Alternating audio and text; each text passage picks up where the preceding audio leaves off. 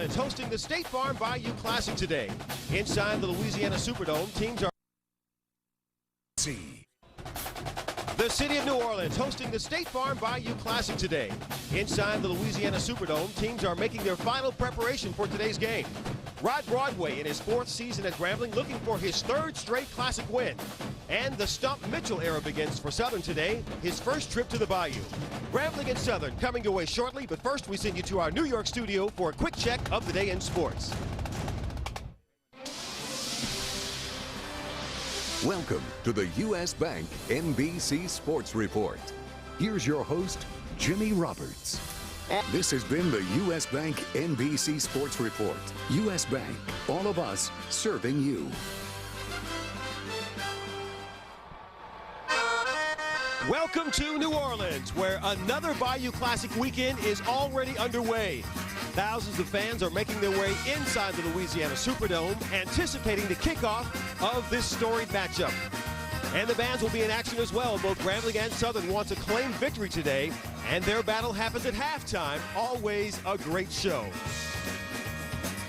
Well, Grambling State is a visiting team this year, and they come to New Orleans with a record of 8-2, 7-1 in the SWAC West standings. And can Broadway make it 3 wins in a row? And here come the Tigers.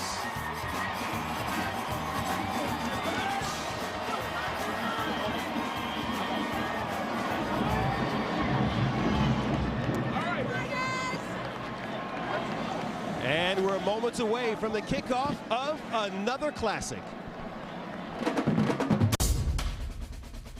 Every year on Thanksgiving weekend, an event is held in New Orleans. A competition that embodies the essence and soul of a truly unique American city. 2 Louisiana schools strive for athletic and musical supremacy. Whether it's the battle on the gridiron or the battle of the bands, Grambling State and Southern rise to the occasion. It's the world-famed Tiger Marching Band against the marching band from Jaguarland, the Human Jukebox. It's Grambling State versus Southern. Today is the day that's been marked on their calendar since the season began. And more than just football bragging rights are at stake for these 2 proud Louisiana universities. The Bayou Classic is their Super Bowl, and it's in the Superdome next. Welcome to the Big Easy.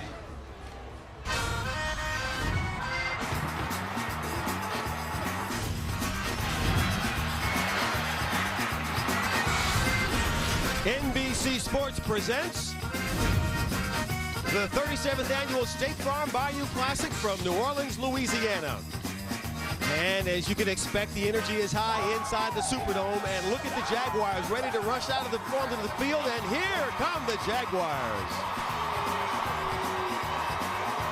Well, Southern takes to the field with a record of 2-8, only 1-7 in the SWAC West standings.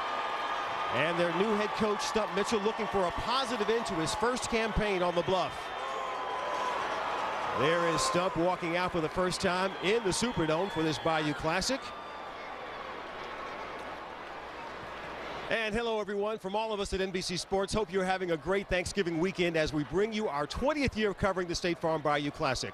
Well, every year we hear the phrase, throw out the records, and it applies again today as Grambling and Southern meet for the 37th time with its series, tied at 18 wins apiece. Now, in 4 years, Rod Broadway has established himself at Grambling and brings his first senior class to the Big Easy, while Stump Mitchell looks for a way to end a difficult season, his first at Southern. So football will take center stage until halftime, and then it's the battle of the bands featuring Southern's Human Jukebox and Grambling's world-famed Tiger Marching Band, and the music rivalry is just as big as the game of football. So I'm headed to the sidelines now, and I'll send you upstairs to Tom Hammond as we welcome 2 new members of our broadcast team. Tom? That's right, Lewis. 2 big-time football players joining us in the broadcast booth. Aaron Taylor, one of the great offensive linemen in Notre Dame history, a 2-time All-American, winning the Lombardi Award in 1993, selected in the first round of the NFL draft by the Packers, where he played in 2 Super Bowls, getting a ring in Super Bowl 31. and Sean King, who played his college football right here in New Orleans for Tulane from 95 to 98. As a senior, leading the Green Wave to an undefeated season, drafted in the second round of the 99 draft by his hometown team, the Buccaneers, leading them to the NFC Championship in his rookie year under coach Tony Dungy. And welcome inside the broadcast booth here at the Superdome with Aaron and with Sean. And Lewis said this was the 37th Bayou Classic and the 20th year it's been broadcast on NBC. Seems like only yesterday I did that first broadcast with Joe Namath and the color commentary. And Sean, playing in this building for the Tulane Green Wave, you had to be aware of the impact the Bayou Classic has had. A member of some good Tulane teams that played in some tremendous contests in this city at this stadium. But around Thanksgiving, I'm always reminded nothing matches the tradition, the history, the pageantry of the Bayou Classic. Yeah, you mentioned that history, and I grew up in California, so I never really had a chance to go. So I'm honored to be here with some of the likes of the best that college football has ever had to offer. The Doug Williamses of the world that have been able to play in this game. It's going to be tremendous. Well, you know, Grambling comes in at 8-2, Southern 2-8. One of the reasons Grambling has had such a successful season has been the running of Frank Warren. Very good player, explosive through the hole, great vision, has the numbers and statistics, even a tremendous nickname, Sweet Feet. Has an opportunity at the end of this game to walk off the field as the all-time career rushing leader in the Southwestern Athletic Conference. Yeah, there's no question, and he gets better as the game goes on, so it's going to be important for the Southern defense to be able to stop the run today. They have a true freshman at quarterback, and Anthony Carruthers does Grambling. Right now at this point in his career, he's a little bit better runner than he is thrower. He's hard and elusive to bring down, but if this Southern defense can force them to be one-dimensional, they'll go a long way to winning this ball game. Well, mentioning quarterbacks, Jeremiah McGinty of Southern has to have a big game for the Jaguars to win. Yeah, there's no question. Jeremiah McGinty, the sophomore, stepping in for Dre Joseph. They've been trading time, going back and forth, but the coaching staff really felt like his decision-making and his ability to make explosive plays with his legs would help this offense today, and he's going to need to show up and play big. I'm interested, on the big stage, under the bright lights, in front of a national television audience, can the young signal caller make enough plays for Southern to pull the upset? All right, it's always a great scene here in the Superdome. It's the 37th State Farm. Grambling set to take on Southern way down yonder in New Orleans. And we're back to the Superdome in just a moment.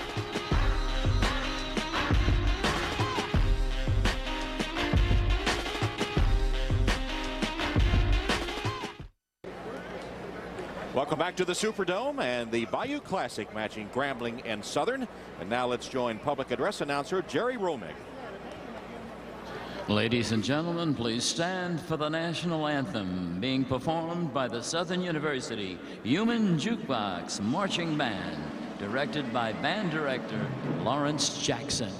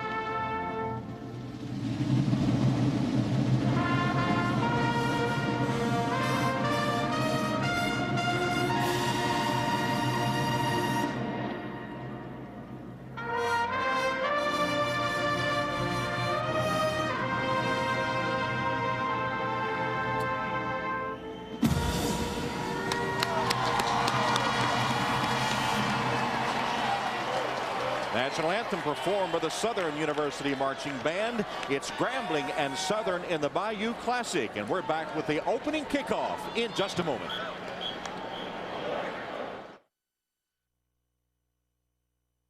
Hi, this is Governor Bobby Jindal. I want to welcome you to the 37th Annual State Farm Bayou Classic.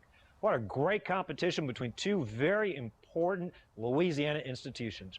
Grambling State University and Southern University have served Louisiana and our country for decades, literally educating thousands of students. I hope you enjoyed today's Bayou Classic, but more importantly, I hope you'll continue to support Grambling State University and Southern University.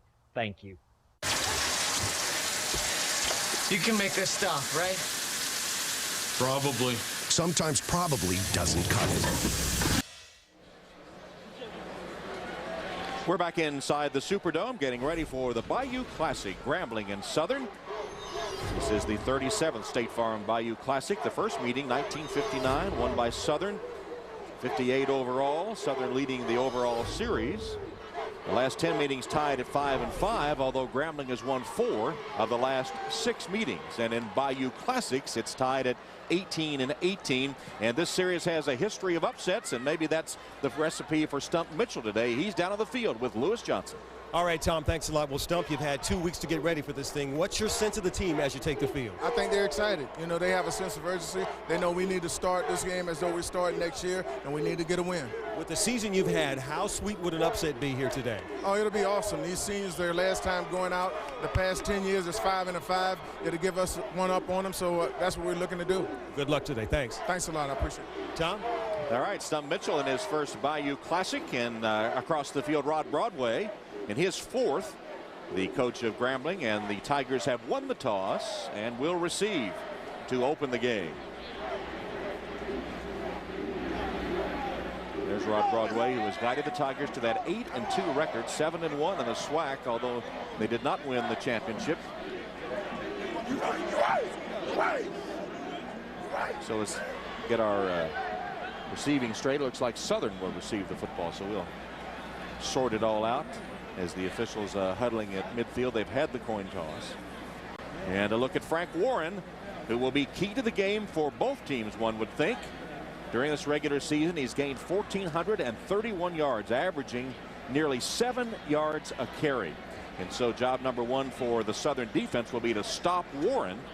And no question that Grambling would like to run the ball and get him on track. And there's Jeremiah McGinty, who will be such a key figure in the Southern offense in his 10th game of the season, the sophomore from Houston, Texas.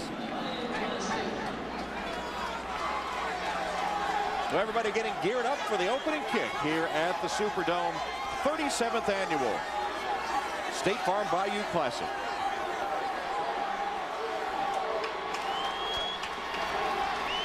And a look at Riazzo, who will kick off for the Tigers. 1 touchback in his 57 kickoffs this season.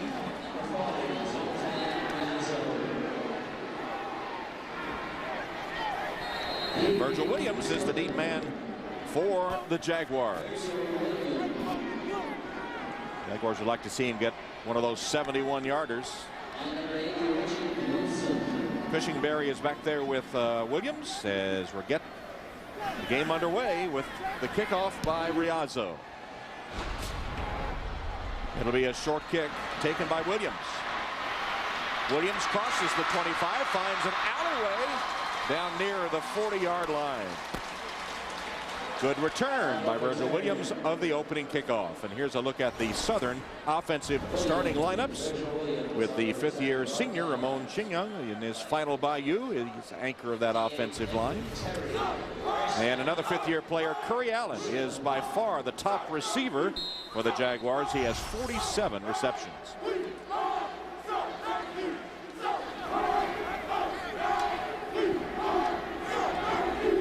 So Jeremiah McGinty under center, short drop, and fires complete for a first down into Grambling territory on the first play from scrimmage. It was Cordarius Gregory on the receiving end of the McGinty pass. Good start for the quarterback McGinty. 46% only completions, 1,400 yards though, with 10 touchdowns and 6 picked off. Completes his first attempt of this game and gets the Jaguars into Tiger territory. From the shotgun, McGinty looks to throw, but nothing there. Now he's going to scramble, still looking downfield, tucks it under and ducks out of bounds at just about the line of scrimmage, chased out of bounds by Dominic Bell. And I talked to quarterback coach Ted White before the game. And he said in their first 15, they're going to throw the football. He anticipates 13 of the first 15 plays being passed. So they're going to get this young man into the game right off the bat and see what he can do. Well, that was an attempted pass that he had to abort. He broke it off and ducked out of bounds, setting up a 2nd down and 11. Lost a yard on the scramble. McGinney again from the gun. Protection is good. Has a man open downfield. And dropped by Isaiah Nelson. Well, guys, missed opportunity for this offense is something that's plagued this Southern team. Keep your eye right here on Isaiah Nelson. Does a good job of getting past the safety, but you have to be able to bring that football in. Again, missed opportunities hurt them in their last game against Alabama State. McGinty frustrated. So important early on in ball games, get a rhythm, and drop passes like that hurt you. He laid it out there and had a man deep. Incomplete, setting up a 3rd and 11. You see what they've done on 3rd downs this campaign. Again from the gun and being chased. And McGinty. That's incomplete, intended for Evans. And Jabari Powell was bearing down on McGinty. And one way to make a young quarterback uncomfortable is to get pressure. Grambling's defensive lineman get up the field, forces him outside of the pocket, actually has LaQuinton Evans, and makes a pretty good throw. But just the fact that he's on the run takes a little bit of the accuracy away from that throw. So Josh Duran averaging 41.4 a punt. Sends it toward Thompson. Fair catch called. Looks like Southern might have recovered it.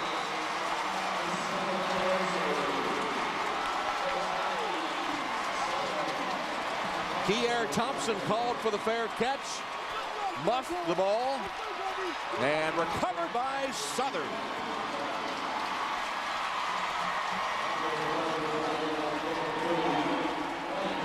This is the 2nd week in a row that Kier Thompson has had a muffed punt and turned the football over deep in the opposition's territory. This is great news for a Southern team that struggled very early on in ball games. That is a great momentum shifter early on, getting the ball deep inside your own red zone. Marlon Smith recovered it. And Tom and Aaron, I think it's imperative. When you're an underdog, you get the opening kickoff return almost to the 40. You get a turnover. You have to put points on the board when you get opportunities early in the game.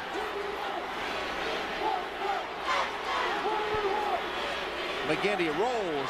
His pass is incomplete.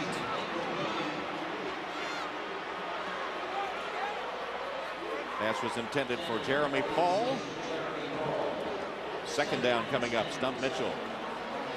Tough season, his first campaign at Southern. A longtime pro player and coach. And then Rod Broadway sees his punt return man muffed the punt, recovered by Southern, and the Jaguars trying to take advantage of the turnover.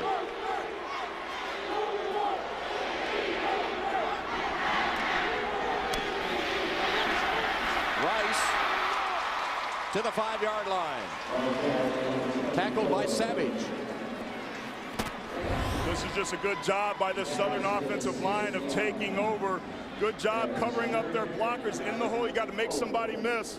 Got to be able to have Brandon Rice keep his eyes open, not run into the back of his blockers, but that hole was there, and early on the Southern offensive line doing a good job up front running the ball. So 3rd down and 4 now.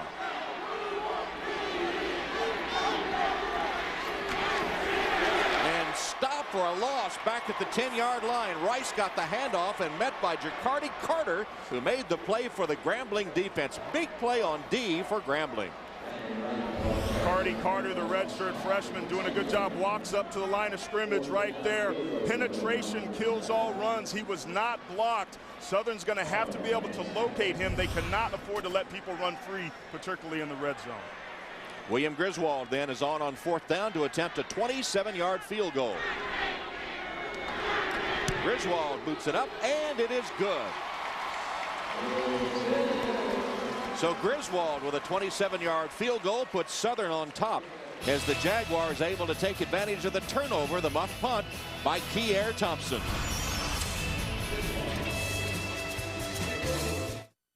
I'm late, fellas. Oh, that's cool. The State Farm Bayou Classic is brought to you by Frost Brewed Coors Light, the world's most refreshing beer. By McDonald's, I'm loving it. And by State Farm, like a good neighbor, State Farm is there. A New Orleans landmark, Cafe Du Monde, as the people line up for some coffee with a healthy dose of chicory, no doubt. Southern celebrating after kicking a field goal to take the early lead in the Bayou Classic, result of a Grambling turnover. So Griswold will kick it off for the Jaguars. And deep will be Kenneth Batiste for the Tigers.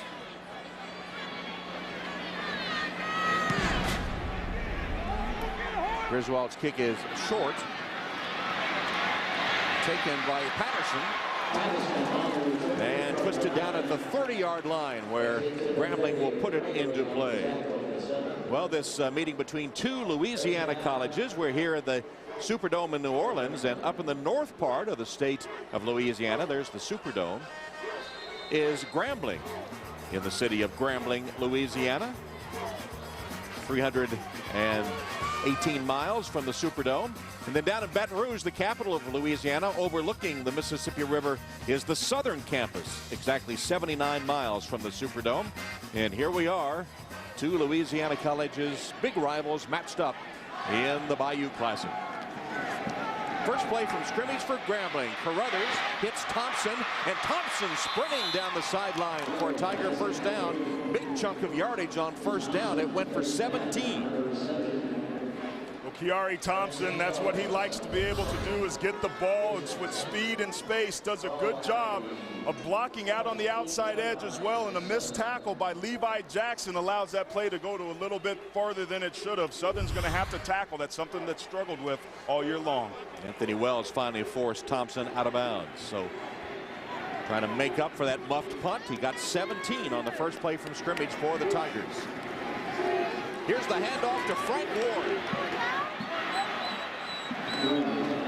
And Warren stepped out of bounds back around midfield. Let's see where they spot it. Here are the starting lineups for the Grambling offense, with true freshman Clint Marsh checking in at 348 pounds in the offensive line. And Warren, sweet feet, as Sean said, has gained 1,431 yards this year at 143 a game. He is third in the FCS national rankings. That's a great nickname. I asked Coach Broadway how'd he get it. He had such an outstanding practice one day. He just nicknamed him Sweet Feet right after the practice. Stepped out of bounds after no gain on that play. High formation. Fake the handoff. Carruthers scrambling. Caught from behind just short of midfield. It'll bring up third down for Grambling. Anthony Carruthers, nearly 52%, 1,293 yards. 6 touchdowns, but he's had 8 picked off. And I thought that was a good job by the freshman quarterback. They tried to run a double move with the receiver that was singled up. It wasn't there. Southern's defense did a good job. Didn't force the throw, made something positive happen. Carruthers, the freshman from Independence High School in Charlotte, North Carolina, where he passed for 4,000 yards and 36 touchdowns as a high school senior. Over 10,000 in his high school career. Blitz comes from Southern. Carruthers in trouble and sacked. Sacked by Michael Bell from his strong safety position for a loss of 7. And this is going to be something that Grambling's going to have to deal with today. Southern defensive coordinator O'Neal Gibbert has what he calls an Air Force package. He's from Buddy Ryan, Greg Williams' defensive scheme. He's going to put pressure on this young quarterback, see if that offensive line can handle the blitz pickups. And Frank Warren typically is a good blocker, but he's got to be able to hang in there and do a better job of shoring up that protection and helping this young quarterback out. Jordan Miller got a piece of the sack as well, as Fabian Carter is in punt formation. Carter punting it to Richard Wilson. And that'll be just across the 20-yard line, a 36-yard punt with no return. And Southern celebrates the sack. They're up 3-0.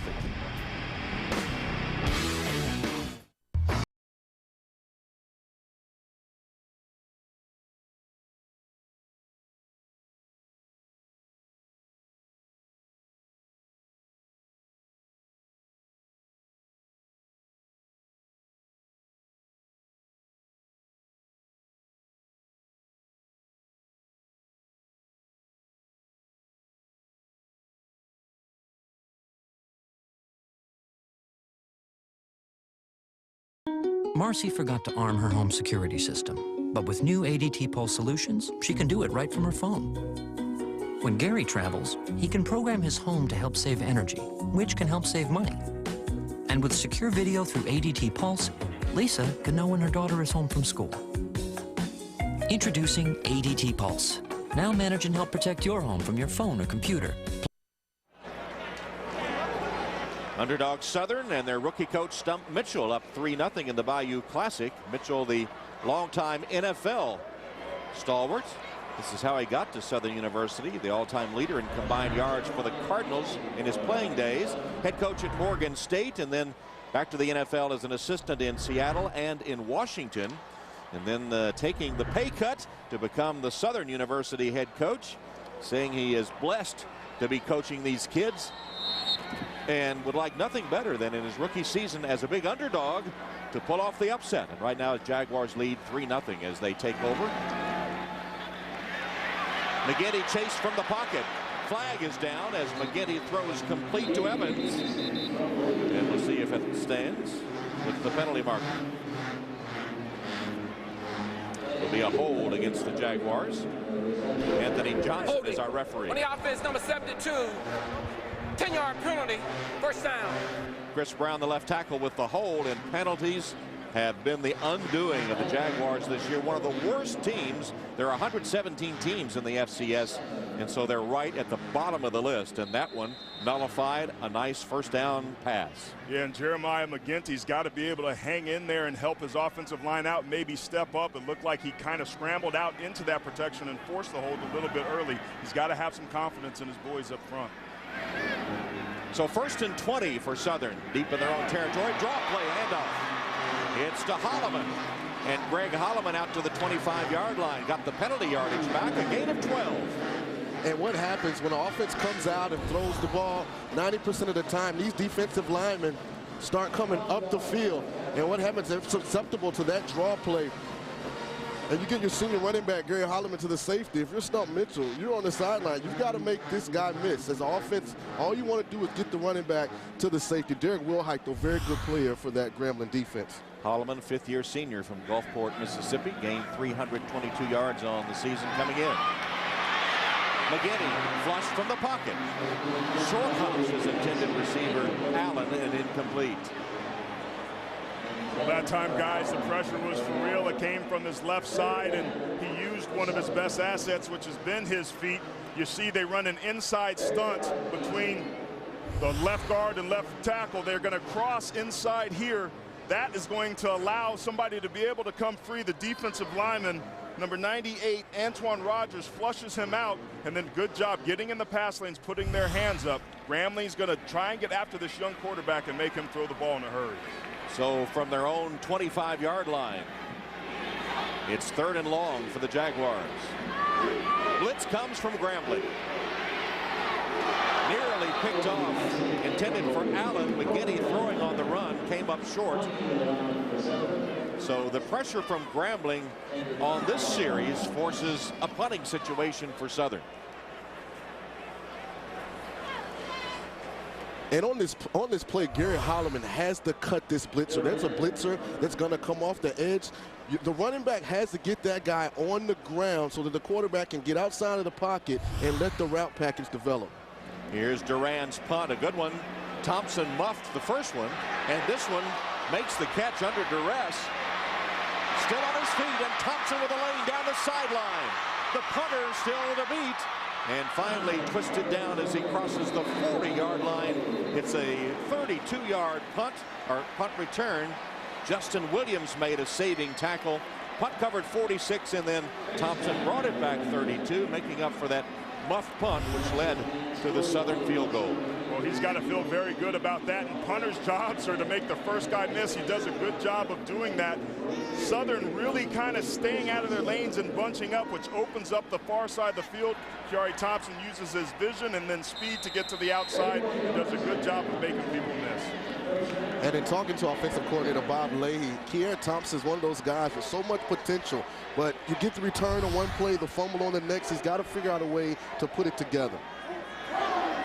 From the 39-yard line, Warren On first down, takes it to the 35-yard line as we look at the Southern defense starting lineup. With Jordan Miller, the strongest man on the team, 16 career sacks for him. Chapman in his last Bayou has 12 sacks in his career. And the secondary, all freshmen or sophomores. Williams an interception in his first year.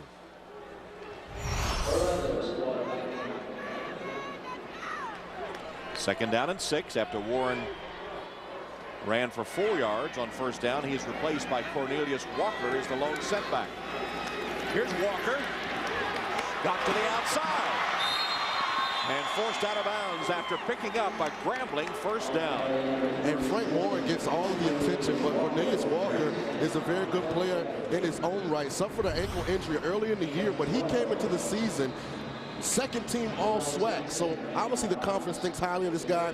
I talked to Frank Warren. He says he's been a tremendous asset, even though Frank's gotten a lot of the adulation and the credit. Walker got 12 yards. He gained 645 last year when he was second team all SWAC, as you mentioned. Warren back in now. Pitch to Warren. Again trying that left side and hit hard and driven out of bounds. But had a pretty good gain on first down. The hit made by Anthony Balansier. Well, we talked about the importance of Grambling needing to establish the run, particularly with Frank Warren, and they're seeming to attack that left side of that defensive front. They like what they see there, and they're doing a good job of mixing it, backing up. And last year was all about Frank Warren and Cornelius Walker, and how fitting that in the game of this magnitude, maybe they're going back to that 1-2 punch. And they seem to be trying the left side of their offensive line now. Perhaps they've seen something over there as Warren lines up as the lone setback, the tailback, and gets the pitch. You can hear the hit up here. Flag is down. Levi Jackson delivering the blow for the Southern defense. There is a flag on the play, and so it'll be against Grambling.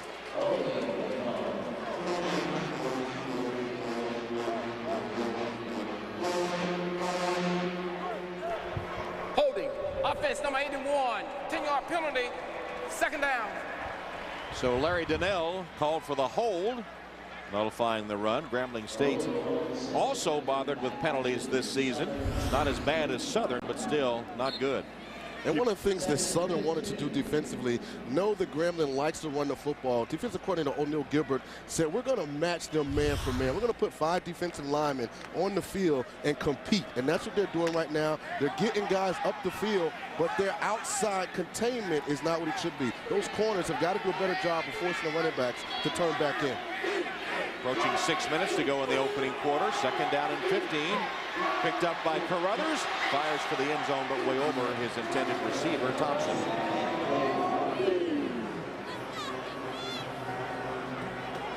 Going to be 3rd and long coming up for the Grambling State Tigers. With an 8-2 record, one of the best teams nationally ranked in the black football college rankings. And Aaron, being a former offensive lineman, you know right now Southern has everyone on defense within about 6 yards of the line of scrimmage. They're going to force the freshman Anthony Carruthers to make some plays in the passing game down the field. That's the exact thing that we talked about in the open, and that's what they're doing. Daring him to pass, and he's in the shotgun formation here, flanked by Warren. Screen pass. Frank Warren. Warren shows his ability, still on his feet and down to the 12-yard line. It'll be close to a first down. Levi Jackson first to hit him, and then Demetrius Cook. It's a 16-yard gain for Frank Warren on the screen pass. Well, Southern has showed up in this game early and wanted to pressure the quarterback, and so this is a great play call and execution. And Frank Warren showing you one of the things that he does well, which is breaking tackles. This young man is a physical runner and did an excellent job of getting a much-needed first down on that screen pass. And in speaking to him yesterday, you like to ask guys that are really successful at this level, who did they emulate growing up? LaDainian Tomlinson was his favorite running back, and you know he's just as good in the passing game as he is in the running game also. First down Grambling. Here's Warren again. Unable to shed the tacklers this time. Warren, the 5'9", 200 pounds senior from Pleasant Grove, Alabama. Last season he gained 926 yards and 1,400 plus, as we said, this year. From Pleasant Grove High School in Alabama, where he was an all-stater, also played basketball, and hopefully closing in for the Tigers, hopefully closing in on being the all-time leading rusher in SWAC history.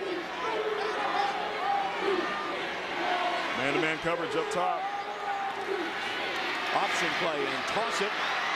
Frank Warren just stopped short of the goal line. John White prevented the touchdown as Carruthers on the pitch to Warren gets him to the 1-yard line. A very good job by the young quarterback, Carruthers. You come down the line of scrimmage, you know the defensive end is going to deliver a blow, makes a good pitch to the front shoulder so that Frank Warren can get positive yardage after he gets the pitch. So 1st and goal for Grambling, trying to take the lead after Southern broke on top with a field goal.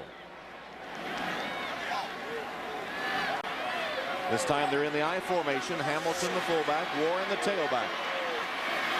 Thompson in motion. And the give to Warren for the touchdown.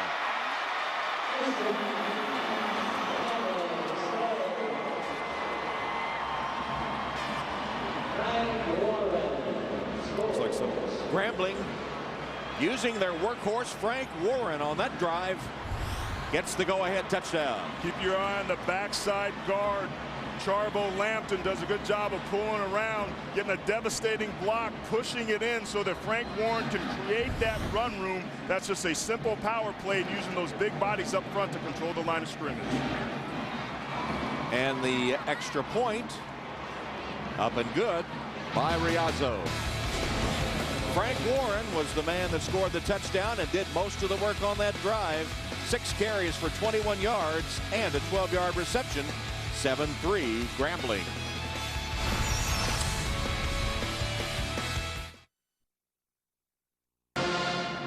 Sunday night is football night. Don't miss America's Game of the Week as Phillip Rivers and the Chargers head to Indianapolis to take on Peyton Manning and the Colts. Bob Costas hosts Football Night in America live from Indianapolis. Coverage begins 7 Eastern, 4 Pacific here on NBC. Well, Frank Warren, with that last drive, has become number 2 rusher all-time in the Southwestern Athletic Conference. 3,825 career yards, and closing in on Destry Wright of Jackson State. There was a penalty on Anthony Balancier of Southern on the extra point attempt. And Wilson and Williams are the deep men. That's Williams as Riazzo kicks it off. Deep in the end zone after the penalty. Wilson will down it there. Touchback, and Southern takes over at the 20-yard line. Frank Warren, the senior from Pleasant Grove, Alabama, in the Grambling black and gold, has become the 2nd leading rusher all time in the SWAC. Welcome to our McDonald's. Yours? Really? It's been our dream since we were kids. Oh, that long, huh? Why not? McDonald's really supports entrepreneurs. They spent over $5 billion with businesses in communities like ours. So you two really know your stuff. We've done our homework. Time for breakfast. Not in front of the customers. I just had the most amazing dream. Me too. Opportunities inspiring big dreams. McDonald's. Cindy, I think you could use some fun. The Eddie Robinson Museum opened this year on February 13th, honoring the longtime Grambling coach. Among those in attendance, Mike Tomlin of the Pittsburgh Steelers and Notre Dame head coach Brian Kelly. Certainly enjoyed talking and visiting with Coach Rob in the early days of the Bayou Classic. We were doing the broadcast, as you see, from 41 to 97. He was the Tigers coach with 408 wins, and his name hangs here in the rafters. Jeremiah McGinty gets an 11-yard run on 1st down. And I like the play call by Coach Mitchell. Sometimes when you have a young quarterback, you miss a couple throws, you forget that I'm a pretty good player. You need the coach to assist you a little bit, gave him a quarterback draw, get his mind thinking positively, because this is a big drive for Southern. They had all the momentum early, but couldn't capitalize with touchdowns. You don't want a team like Grambling to hang around. Now you're down 7-3. They need to go down the field and put points on the board. McGinty hit his first pass for 14 yards, but has missed 5 in a row since then. That time he used his feet for the first down. Chased from the pocket, got away, unloads, and snagged by Gregory. There's a flag down.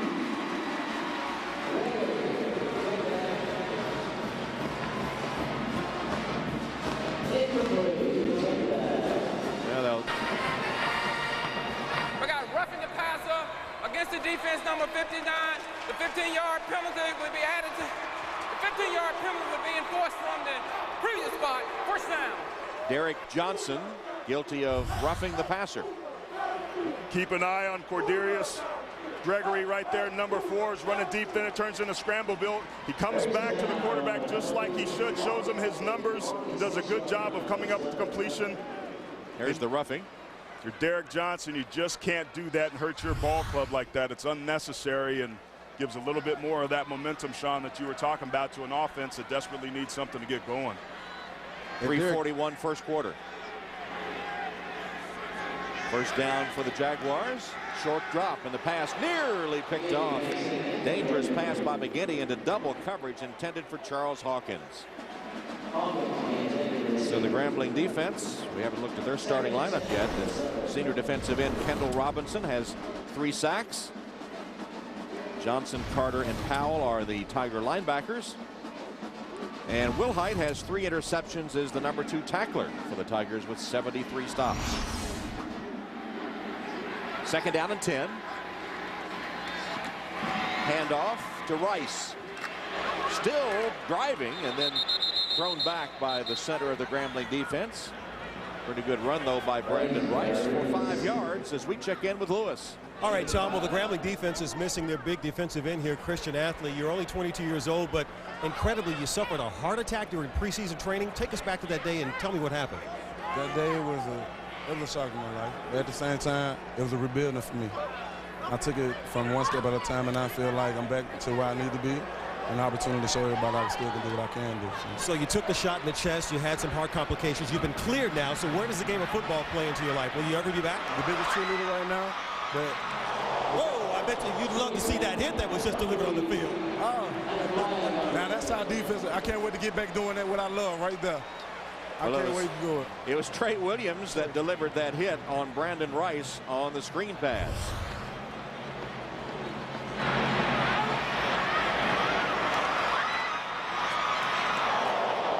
And you could hear the hit and the reaction. Trey Williams. And a penalty flag 2 on Southern's LaQuinton Evans.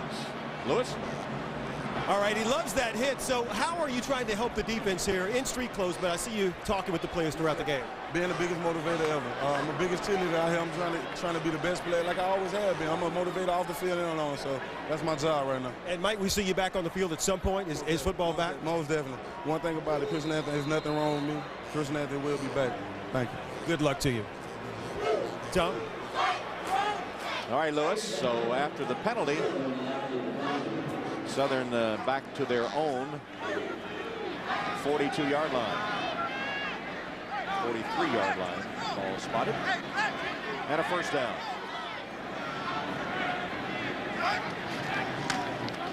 McGinty again flush from the pocket and throws it away. Probably a good decision that time to throw it away. He was being chased by Antoine Rogers and others.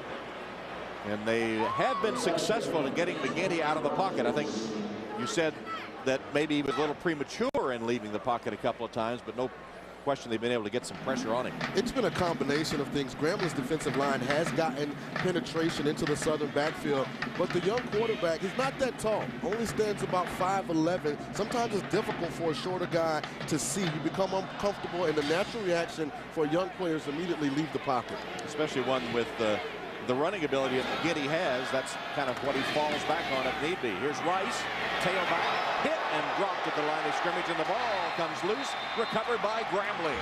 It was Kendall Robinson that recovered it for the Tigers. Some Great job again by Trey Williams and that Grambling defense swarming to the football. This is what you want to be able to do. They do a good job as they're trying to stretch us out of forcing the edge and forcing that running back to cut back inside like we talked about earlier, Sean. That's a huge play for the Tigers. And Trey Williams delivering the hit. Trey Williams might be making a case that he should be a starter in this Grambling safety, in this Grambling secondary. That's 2 big hits in a matter of 3 plays. So the fumble recovered by Kendall Robinson, the second Southern turnover. Grambling's ball inside the 40 of the Jaguars. Pitch it to Frank Warren. Warren. That's Thompson actually that winds up with the football. There's a flag that comes flying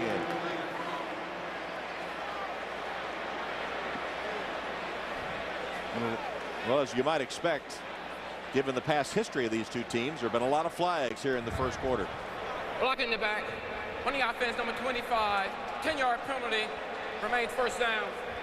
Mario Lewis with the block in the back. This was an outstanding individual play by the cornerback Virgil Williams, though. He forced the wide receiver into an iffy situation with the block. Could go either way. So, stepping off penalties and stepping off penalties both ways. This will place the football back at the Southern 48-yard line.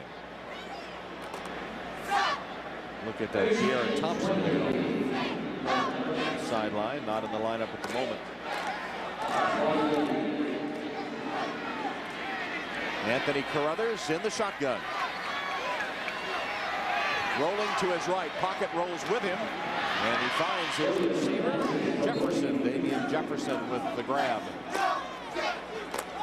Good play call by offensive coordinator Bob Leahy to be able to move the pocket and let Anthony Carruthers get outside and be able to have some time where he doesn't have to worry about people inside of his face. Great reach blocking up front by that offensive line where he doesn't have anybody in his face and is able to drop the ball off and create a good play and get a little bit of that chunk of that yardage back. All right, they did indeed. So it'll be second down and about 12 yards. Cornelius Walker in, replacing Frank Warren. Trip receivers to the top of the formation, and here's Carruthers scrambling, dragged down by the jersey by Stephen Williams.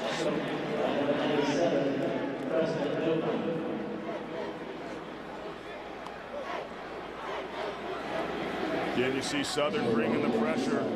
That defense wanting to find a way to step up and make it a little bit uncomfortable there for Anthony Carruthers. And you look at the center, Julian Wyndham, watch him pop out and pick up the blitzing linebacker off the edge. Now that's an offensive line, it's a cohesive unit. When your center can get out and get the rusher off the edge, great job by Julian.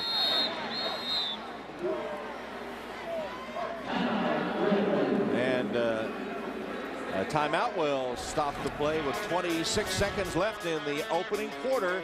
Grambling with the football, leading Southern 7-3. I told you you were too close, but nobody ever listens to me. No, no, no, no, no. I mean, who does that? Backs a car into another car? You know what? You make my head numb. I can't even. State Farm is very proud to have been able to help rebuild New Orleans since Hurricane Katrina. In its 15th year as title sponsor of the Bayou Classic, State Farm has used this festive weekend as an opportunity to give thanks and give back to the people of New Orleans. Yesterday, hundreds of State Farm volunteers joined forces to build a brand new playground for the Intercultural Charter School in New Orleans. The playground will provide more than 300 children with a safe place to play. State Farm's 5th playground since Katrina, Friday's build exemplifies the State Farm commitment to being a good neighbor by being there for communities in need. And the State Farm Bayou Classic with 26 seconds to go in the first quarter finds Grambling facing a 3rd down and 9.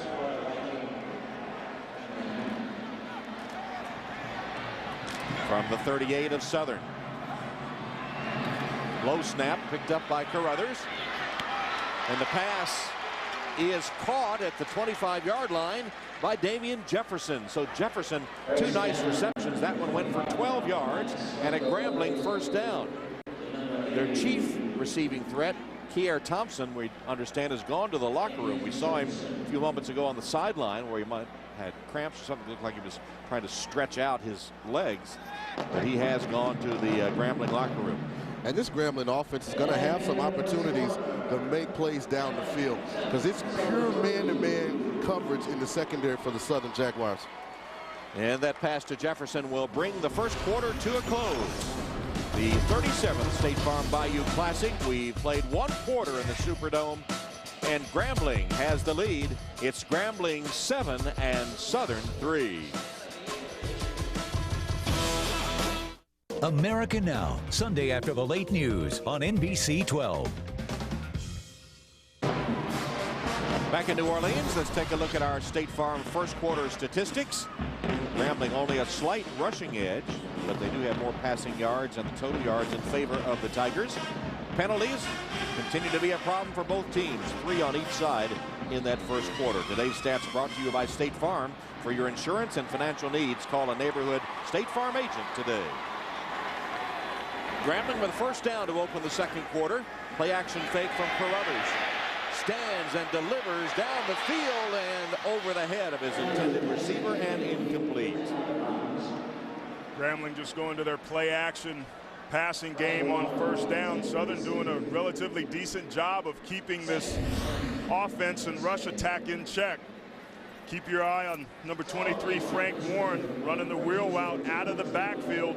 One-on-one coverage, the football. As a quarterback, though, Sean, you got to be able to give your receiver a chance to catch it. You know, one of the things that Tommy Bowden and Rich Rodriguez taught me when they got to Tulane was when I call a deep pass, the only way to guarantee that it's incomplete is to overthrow it and throw it out of bounds. That young quarterback will learn. You give your running back an opportunity to make the catch. Here's a quick toss and it's complete to Allen. Ryan Allen will be knocked out of bounds. That's a gain of 8. I'll tell you what, stepping in for Frank Warren, number 27, Cornelius Walker, does a great job of picking up the blitz off the other side. That allows the quarterback to be able to have time to complete the ball to Jefferson. Good job picking up this aggressive blitzing defense from Southern. Walker, the senior from Atlanta, made a key block there, enabling the completion, and Grambling continues to drive.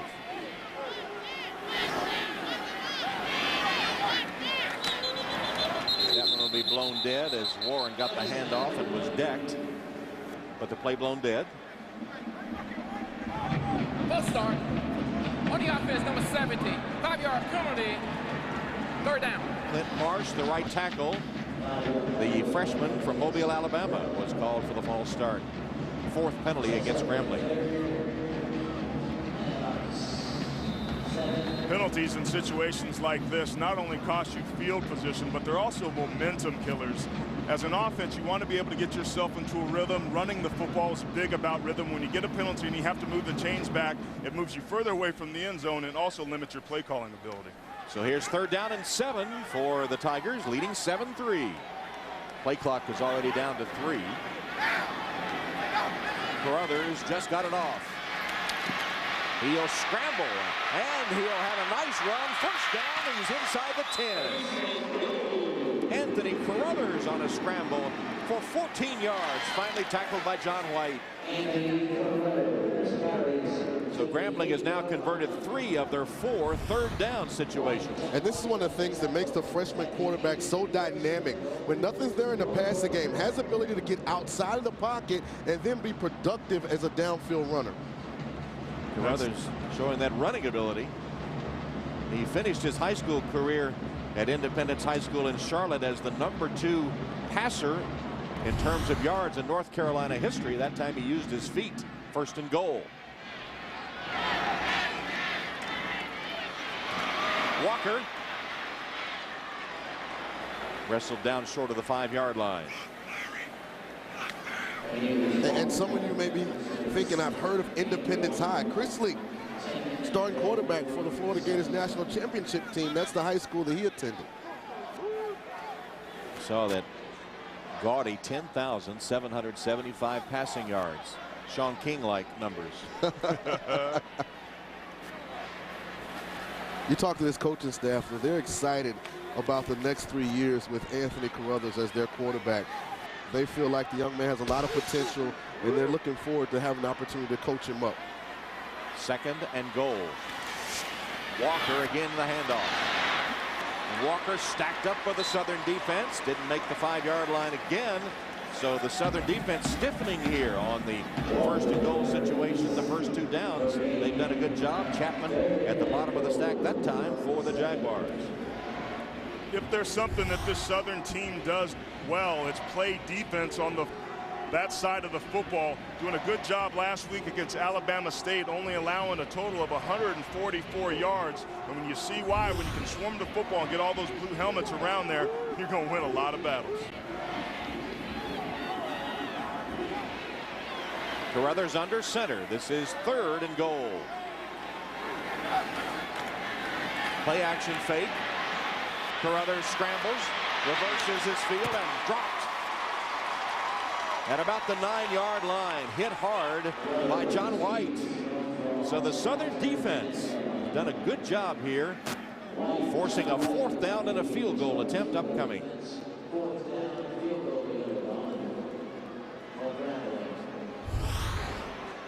And the young quarterback's trying to go to the bottom of the screen with Mario Lewis. And if I'm Bob Leahy, the offensive coordinator for Grambling, I don't have to run a slant corner route. I can just line up and throw the football. I mean, Southern's playing true man-to-man everywhere. And Riazzo boots a 27-yard field goal. So Grambling extends its lead. 27-yarder by Riazzo makes it 10-3 Grambling. So you count on your friends to serve up good advice. Let's say you're looking for car insurance. What's your best move? Oh, okay. I'll call you back then. You sure are one popular cat. You had that thing stuck in your ear all day. I know. Checkmate. Exactly how many people have you talked to today? Well, let's take a look here. It's my mom, my business partner, my wife. Look, you've got people. Yeah. Chances are State Farm has them too. See, State Farm insures more drivers than Geico and Progressive combined. Then there's my neighbor, my friend next door, my wife. The State Farm Bayou Classic is brought to you by the United States Marine Corps, the few, the proud, the Marines. By Cheez-It, because at Cheez-It, real cheese matters. And by State Farm. Like a good neighbor, State Farm is there. Not far from the mighty Mississippi on Superdome, where in the 2nd quarter, Grambling has a 10-3 lead.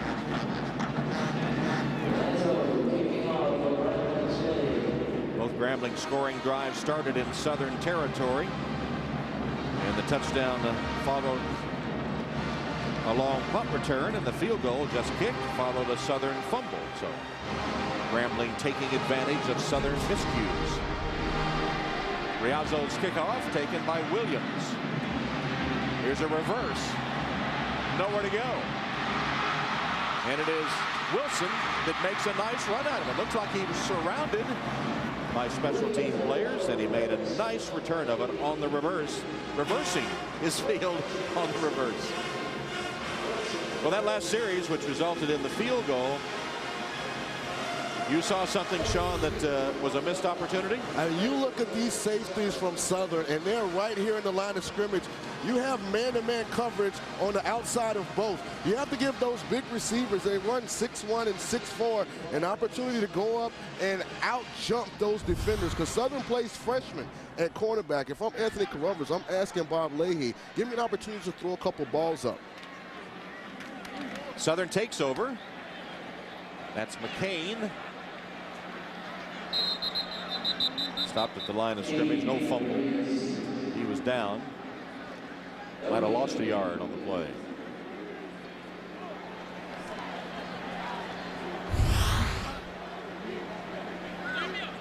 Keep your eye on the ball carrier. Brian McCain. That ball comes out before his body does. It's hard to see if that right knee of his was down before that ball came out, though.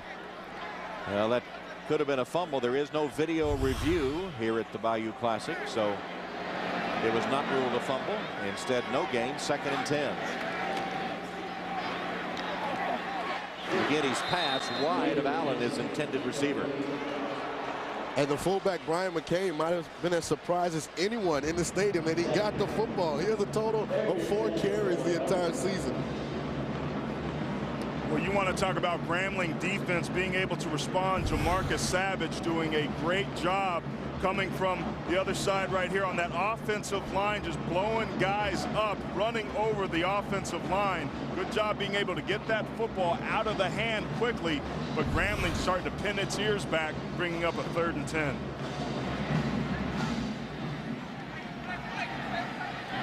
The ball just across the 30-yard line of the Jaguars. McGinty scrambling, hemmed in, taken down the 40-yard line by Bruna Foster. So 4th down coming up for Southern, and the punt team will come on.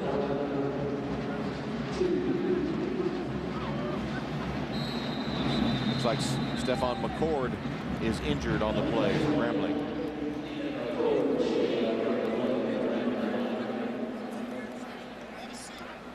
So while they tend to McCord, we'll take a break. 9.5 minutes to go till halftime.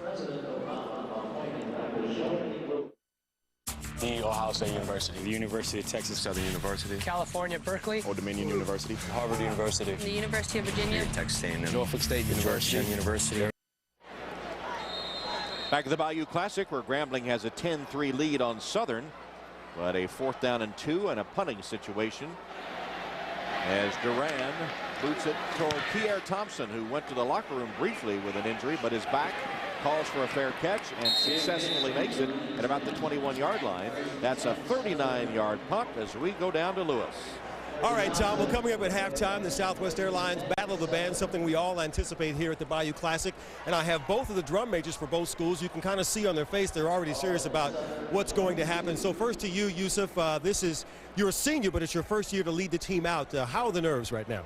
No nerves. I've been doing numerous amount of on-the-spot dances, all kind of routines and things like that. So it's no nerves. I'm ready to do it, get it over with. And tell us, what's the week been like in preparation for this halftime performance? The week has been it's been very hectic. Like I said, we've been doing this for about 2 weeks now. Practice starts at 3:30 and we go up until about 12 o'clock p.m. Usually about 3 or 4 hours in the band room. Then we go outside for an hour. Practice outside dance routines, take a break, come back out, work the rest of the night outside, inside, work the music. Sounds like a lot of work, and we're going to see it in just a moment. Tevin, you have led the team out for 2 years now. You're a junior, so what's the difference between last year when it was your first time to walk out on this field to this one? I feel like I'm more relaxed on the field. You know, I got plenty of confidence. This is my job. I love to do it. And when you lead the team out, what is it that you want to do? Your team, I call them a team because that's what it's like in the band. What is it that you want to do in this building? Well, I bring my family out here, and we try to win the crowd. That's what we're here for. Win the crowd. All right, guys, why don't you seal this with a handshake? Wish both of you good luck. And Tom, coming up soon, the Southwest Airlines Battle of the Bands at halftime. It'll be awesome. All right, Lewis, I'm sure it will be, as Frank Warren, 2 straight carries for Grambling, and that one is close to the first down marker. We'll see where they spot it. And the drum majors remind us that the Battle of the Bands will be at halftime. We'll also have the U.S. Bank Sports Report, Jimmy Roberts, Peter King, and Mike Florio. They'll have college scores and highlights and a preview of tomorrow night's Chargers-Colts game in Indianapolis. And I thought playing football was hard, Tom. Yusuf made it sound like they're in two-a-days.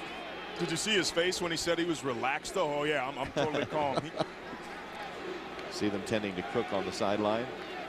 Those guys are pretty athletic, too. If you watch those band performances, those drum majors get after it. Doing backflips. Timeout taken by Grambling. So the Tigers facing a 3rd and 1. Call for a timeout. They'll only have one left for the final 7:45 of the half. Snatching stuff takes. Oh, what is going on? And just in time for the holidays, the Sing-Off, a vocal competition, returns Monday, December 6th, 8, 7 Central, right here on NBC.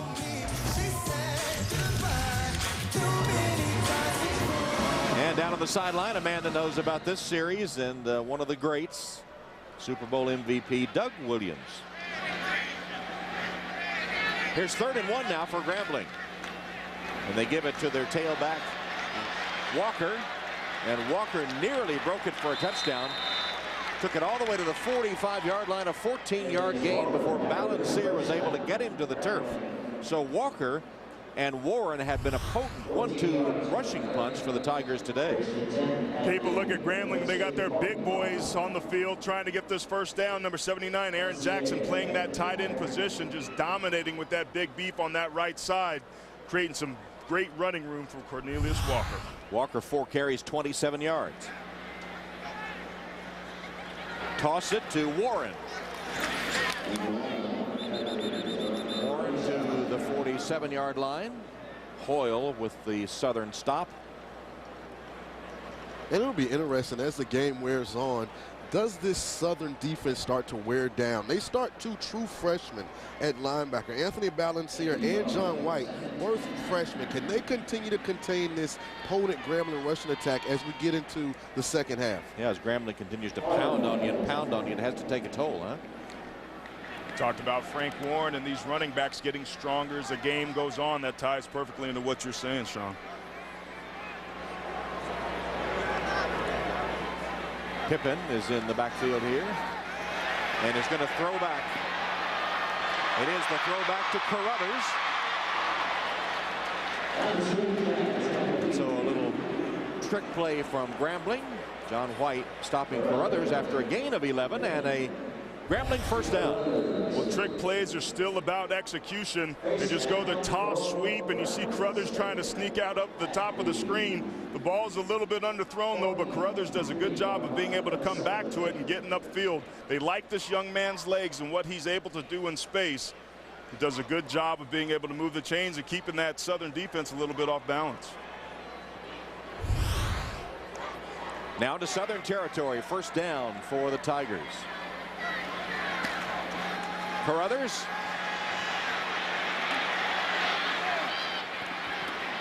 Scrambling and hit hard by John White. White's done a pretty good job in the center of that Southern defense from his middle linebacker spot.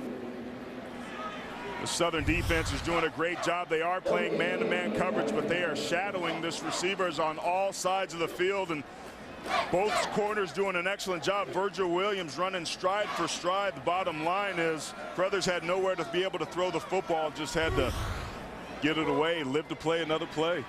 And sometimes I really think you can just overcomplicate things. When you have a wide receiver that's 6'5", being defended man-to-man by a DB that's 5'10", just throw a deep ball, give him a chance to make a play, use his size. Carruthers from the shotgun, going to go deep down the sideline. And it is caught by Thompson. Out of bounds at about the 2-yard line. A 41-yard strike from Carruthers to Thompson. And sometimes it's the simple things that are the most effective. They've been trying to run a lot of inside breaking routes. When you've got inside man-to-man coverage, just go up the field. Give these wide receivers an opportunity against young corners. 42 and 7 are true freshmen. I'm just not sure in a game of this magnitude they're accustomed to consistently making plays down the field. And the ref takes a spill. The old turf monster. As Thompson beats Hoyle for the big gain. First and goal for the Tigers. Just about the 2-yard line. Give it to Walker. Flag is down. Remember the last time that Grambling had a first and goal, Southern stiffened their defense and forced the field goal. Offside, defense number 49, half a distance to the goal, first down. Balancier offside. So half the distance, repeat first down, first and goal. Ball now is about the 1-yard line. Balancier is a true freshman who's got to understand as he gets older, you cannot have mistakes in a critical area in the red zone like that. Frank Warren back in at tailback. On the toss. Into the end zone for the touchdown. Frank Warren. His 17th touchdown of the season, his second today. 17th rushing touchdown. He also has a receiving score. Good job by this offensive line. Blocking O'Shea Hamilton, the fullback, number 49. Keep your eye on him as they try and capture this defense. Does a good job of being able to get Levi Jackson out of the way, number 22, who's done a good job of playing physical football from that safety position. But Grambling's offensive front starting to take over. Riazzo puts the point after through the uprights. And Grambling, 8 plays, 78 yards, just over 5 minutes to up their lead in the Bayou Classic, 17-3.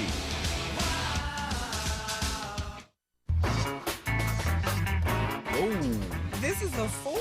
And Verizon. Back in the Superdome, the State Farm Bayou Classic, where Grambling has taken a 17-3 lead on Southern. And Wilson and Williams, the deep men for Southern on this kickoff by Riazzo. And Southern needs to get something going offensively here. They don't want to let the game get out of hand. Now down 17-3.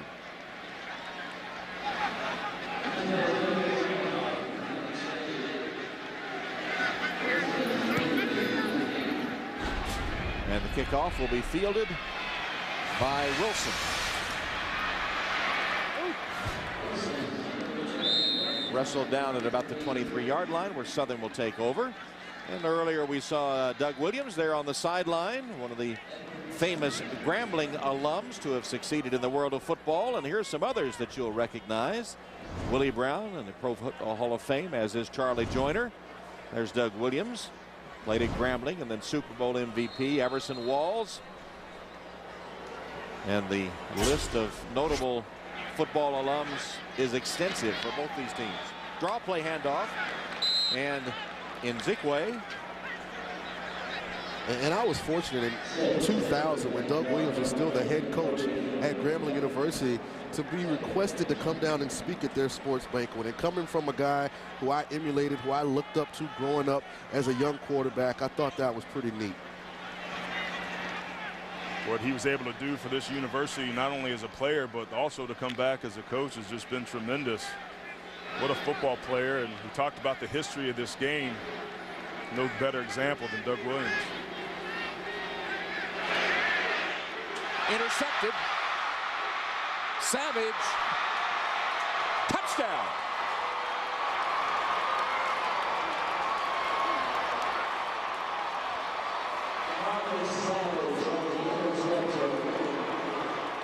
McGinney passing to Allen, but picked off by Savage.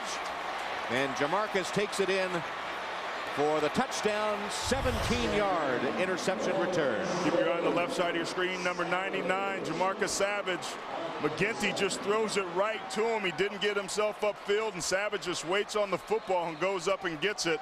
That's a costly turnover for the pick six for Southern that desperately needed something going offensively. Like Allen had fallen down, so the pick six for Savage. The extra point by Riazzo, and just like that, 2 Grambling scores, one on offense and one on defense. And it's now 24-3, still in the first half of the Bayou Classic.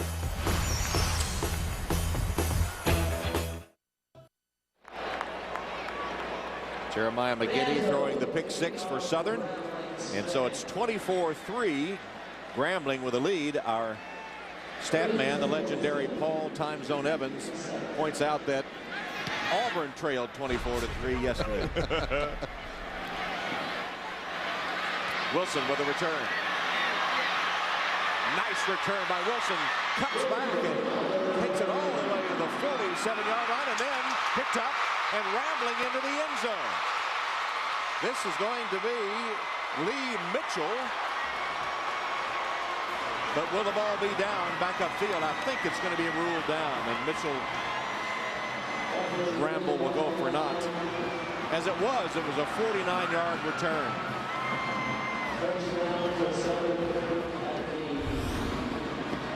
If you take a look at this run back, a lot of missed tackles by this Grambling team. You got to like the effort being able to come. But does that ball come out? His right knee is down right there. And that's when the ball comes out. It scoots out because after he's down, his knees hit it. But the umpire's right there, has a great view of it. Clearly, he's down. And that ball comes out after.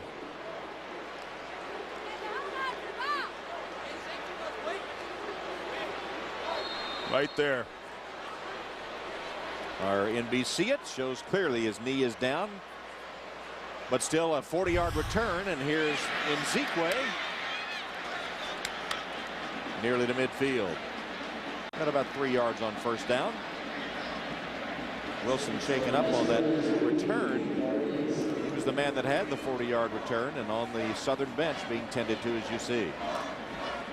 And Southern throughout the course of the season has played 3 running backs, but all the coaches felt like Nzikwe is the one that gives them that big play home run potential. Nzikwe again. Tough yardage up the middle, another 3 perhaps. It'll bring up 3rd down for the Jaguars. Wilson, a little worse for wear, headed toward the locker room. Playing these rivalry games, they can get physical. I mean, these players, I was talking to some of the players and coaches, and all of them to a T said this game is for real. We take it very, very seriously. And both of these teams are playing like it today, but Grambling's doing a little better. Here's a quarterback draw. McGinney with a big gain and still moving, using his blockers down the sideline and out of bounds with a flag down. Late flag after a 29-yard gallop by Jeremiah McGinney.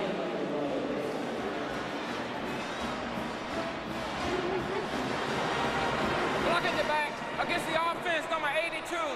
10-yard penalty, first down. Well, Evans with a costly penalty, the story of the season for Southern. We just can't afford to be able to do that. The coach is calling a quarterback draw, allowing McGinty to use his best asset, which are his legs, but you negate a big play that tries to energize your offense when you're down by 21. Got to make smart decisions right there. And in the lead up to the game, Southern head coach Stump Mitchell kept reiterating how he's trying to instill discipline in this young, inexperienced team. And that's one of those instances where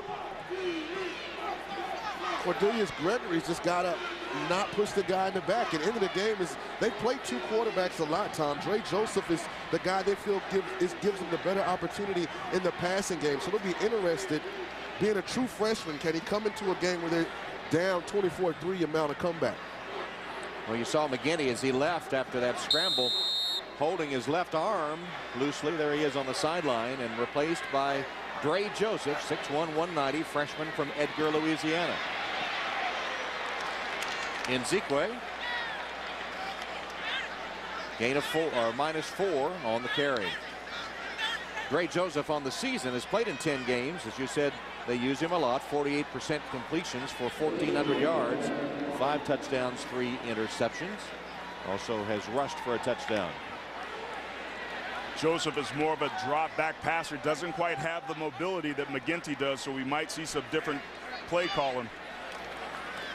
Here he is, his first pass into a crowd, but on the money and caught by Hawkins. Charles Hawkins for 27 yards, and Dre Joseph really threaded it in there amongst the defenders that time. You see Charles Hawkins down here at the bottom of your screen is doing a good job of being able to get inside the corner behind the safety, and before the other safety can come over. This is the accuracy that they're hoping that this young man, as he matures, can be able to deliver. But already we're seeing the difference between Joseph, the drop back passer, and McGinty, the guy that likes to make plays with his legs. With 3 defenders around, Joseph puts it right on the money to Hawkins. It's 1st and goal.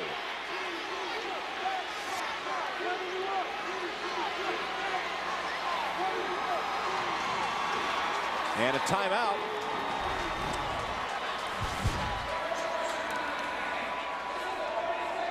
And we're now just 57 seconds away from the Battle of the Bands. Coming up at halftime. That's on the U.S. Bank Sports Report with Jimmy Roberts, Peter King, and Mike Florio. Battle of the Bands, scores and highlights, and a preview of the Monday night game between the Chargers and the Colts in Indianapolis tomorrow night.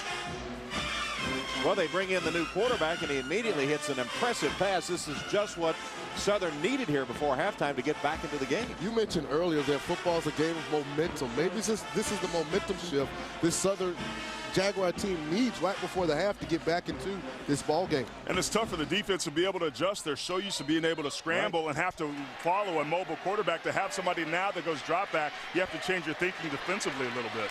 So here they are on 1st and goal. And they go up the middle. Just short of the touchdown is Nzekwe. Nzekwe stopped at about the 1-foot line as the final seconds tick away here in the second quarter. Rod Broadway trying to rally his Grambling defense. And Southern desperately in need of a score here before halftime. This is huge, not just from a point standpoint, but from a confidence standpoint going into halftime. If they get this touchdown, they'll only be down by 2 scores. Joseph's going to pass for it. Overshoots his man intended for the tight end, Peterson.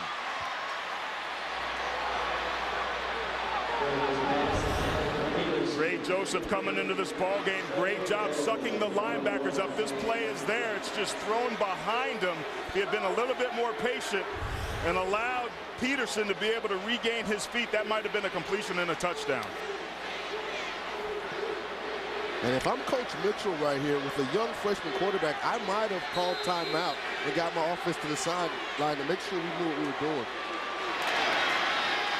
The handoff straight ahead, and Nzekwe for the touchdown.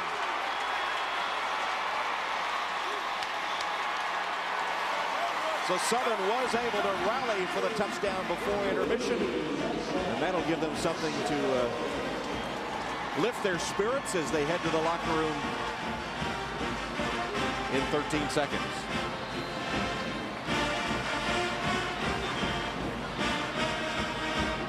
William Griswold will attempt the point after.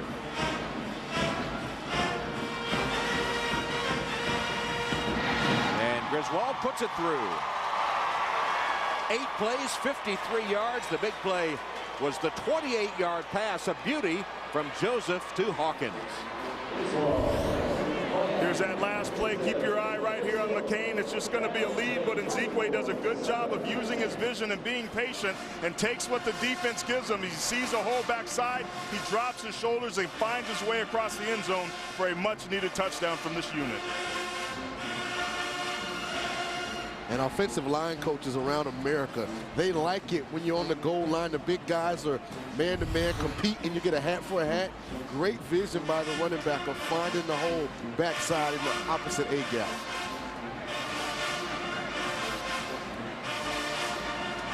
.13 seconds left. Stump Mitchell and the Jaguars getting on the board. And now we'll kick it off.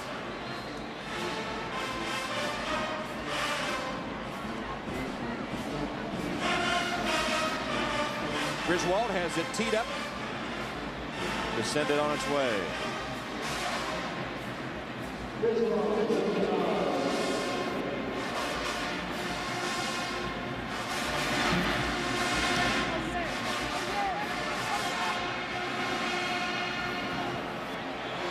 By Patterson.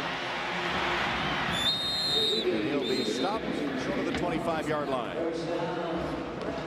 And 7 seconds left in the first half.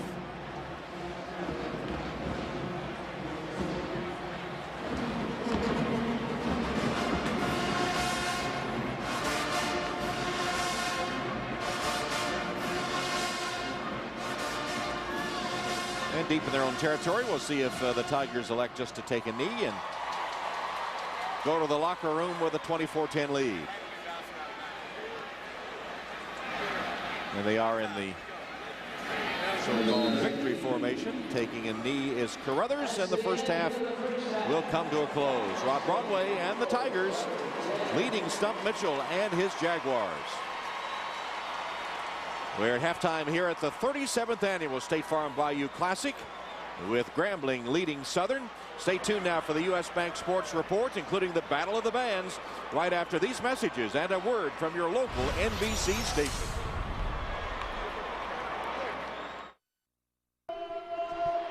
And welcome back to the Superdome in New Orleans, where it is halftime, and we're ready for the Battle of the Bands. Up first, the world-famed Grambling St Tiger Marching Band under the direction of Dr. Larry Pennell and senior drum major Yusuf Anderson. Enjoy.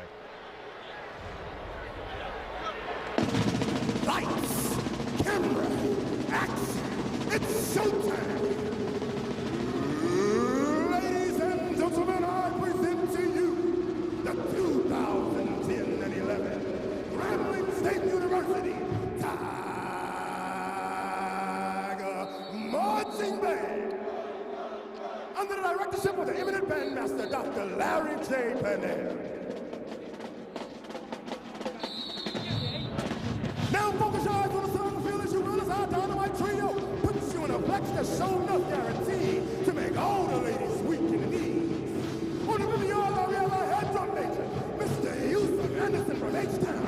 From Indiana, we have Mr. Justin White. How you like me now? And we have Cadero, Primetime Johnson.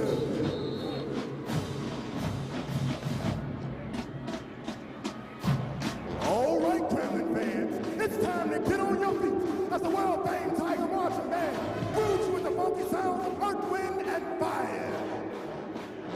Let's move.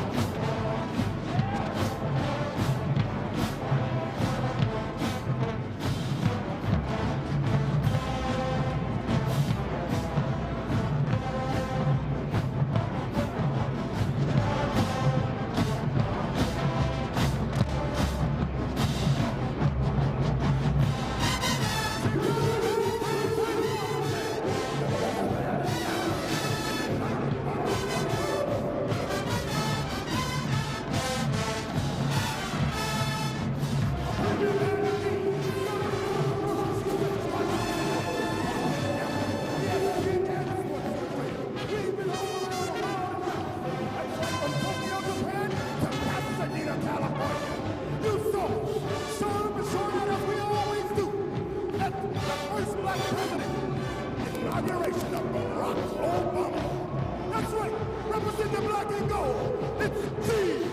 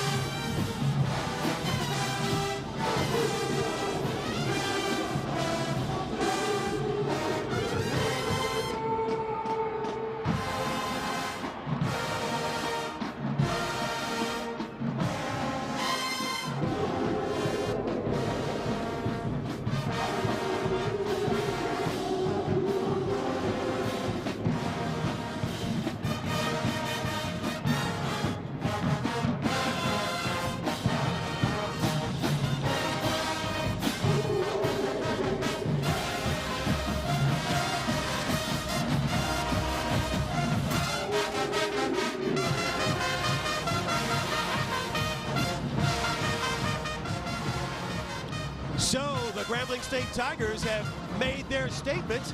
And when we return, the Southern Jaguars take the field.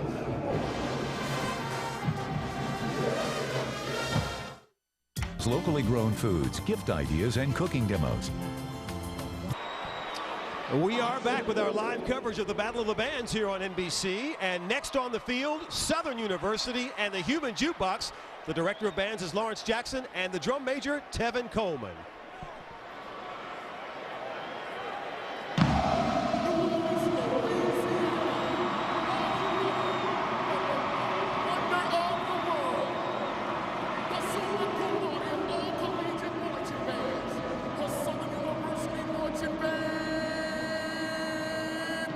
From Jaguar Land, the Southern University Marching Band is led by Tevin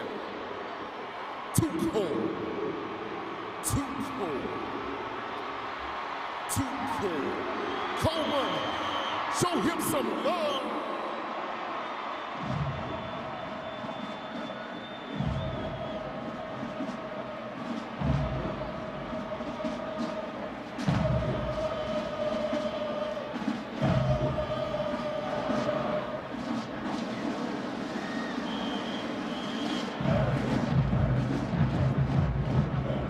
The Human Jukebox will now take you through a high-stepping precision drill under the sounds of entitled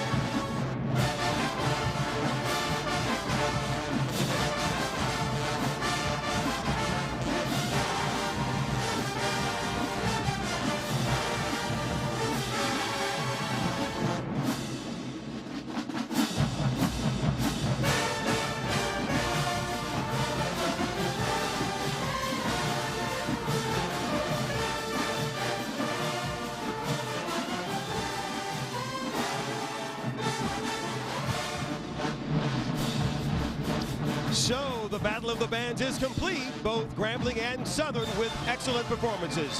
When we come back, we return to football in this 37th edition of the Bayou Classic on NBC.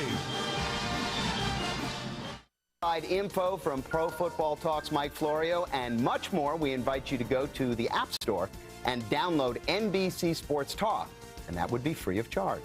That's all from New York. Now we send you back to New Orleans for the second half of the State Farm Bayou Classic. This has been the U.S. Bank NBC Sports Report. U.S. Bank, all of us serving you.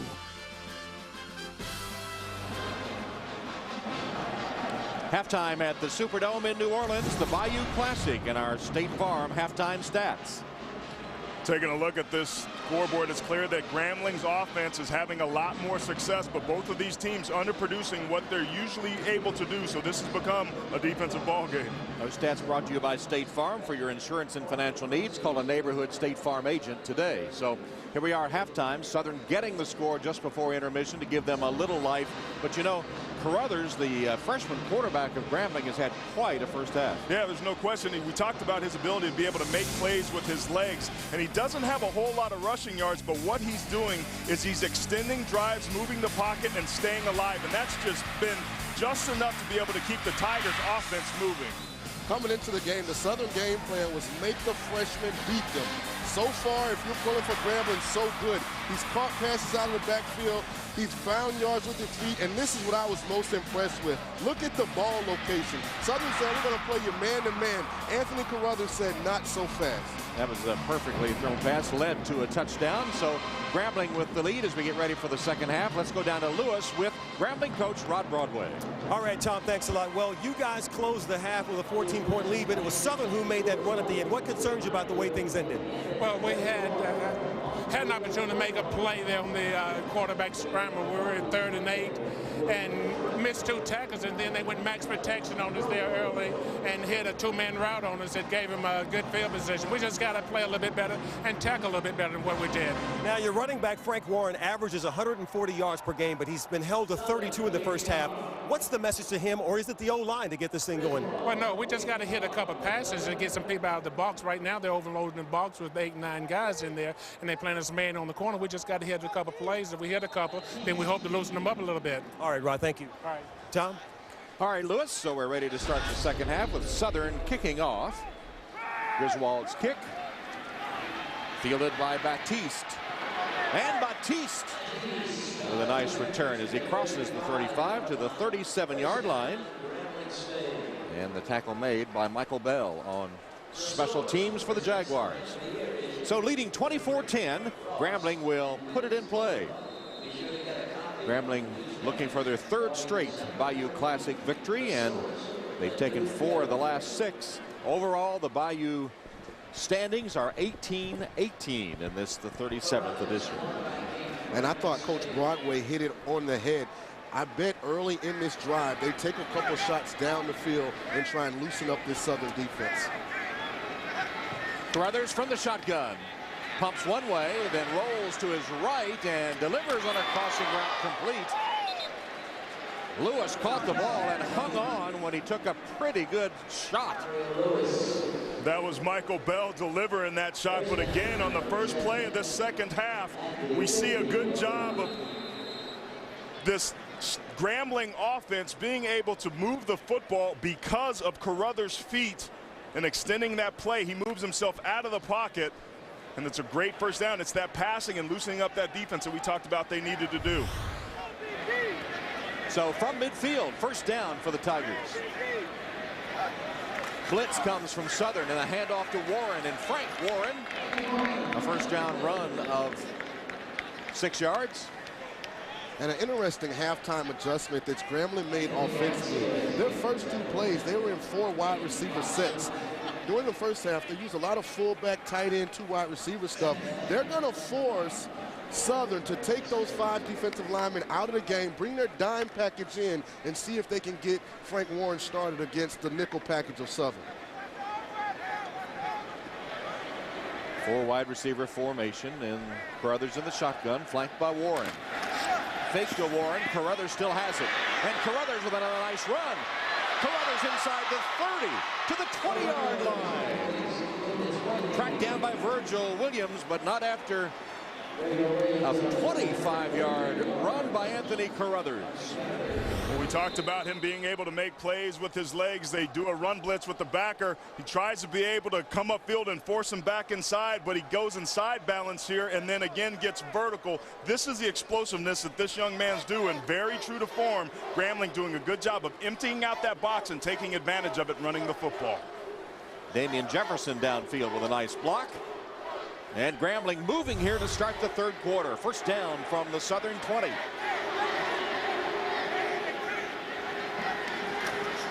Brothers under center with a hand to Warren, and Frank Warren to the 15-yard line. 5 yards on first down for Warren. As you heard Lewis talking to Coach Broadway and saw the stats, Warren held relatively in check in the first half, but still a dangerous weapon. They did score 2 touchdowns. This is a young man that they want to get going, guys. As you watch film on him throughout the year, he gets better and better and stronger as the game progresses. They'd love to get him into a rhythm and start feeding the football.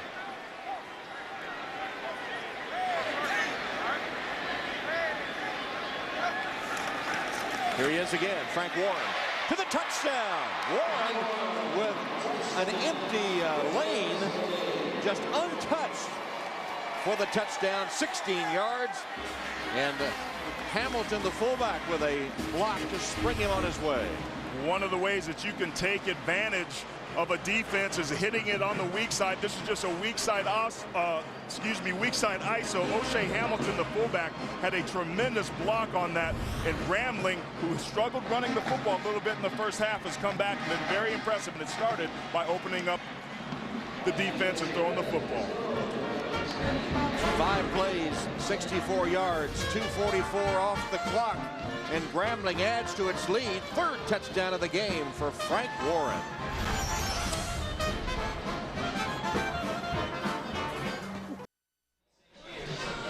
The State Farm Bayou Classic is brought to you by McDonald's. I'm loving it.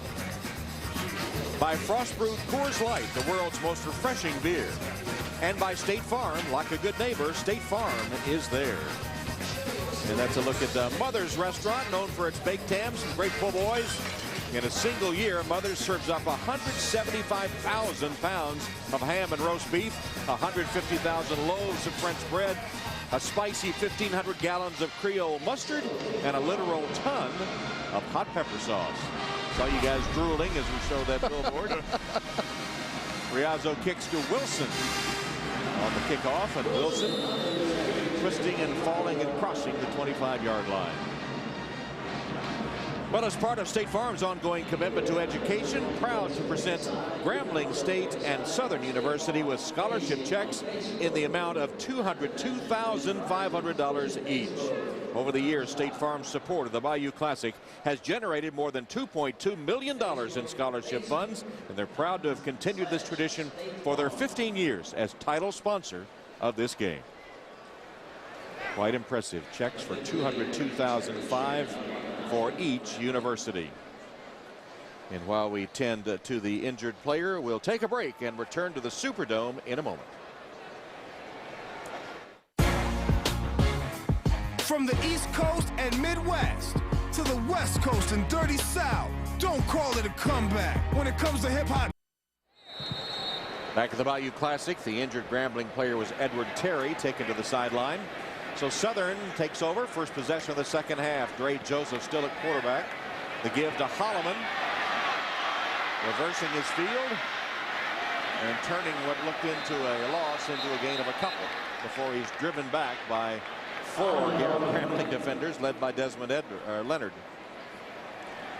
One of the things that head coach Rod Broadway wanted to be able to do defensively was be a little bit more aggressive, and that time Trey Williams came down and held the edge and forced Holloman to be able to reverse his field. And those are the sorts of things that you want to be able to build on for this Grambling team, who hasn't quite done as well as it wanted to this year. It's a pretty good start and looking good so far in this ball game. Anthony Carruthers, the Grambling quarterback, being tended to on the sideline. Holloman gets another carry and stopped at the line of scrimmage by Savage. Jamarcus Savage, number 99, is having a tremendous ball game. Just doing a really good job of controlling the point, throws the offensive lineman out of the way and sheds his blockers. Good defensive players don't stay blocked long, and Savage is doing a great job of giving us an example of that. Had the pick six earlier in the first half, did Savage. Flags fly and the play stopped.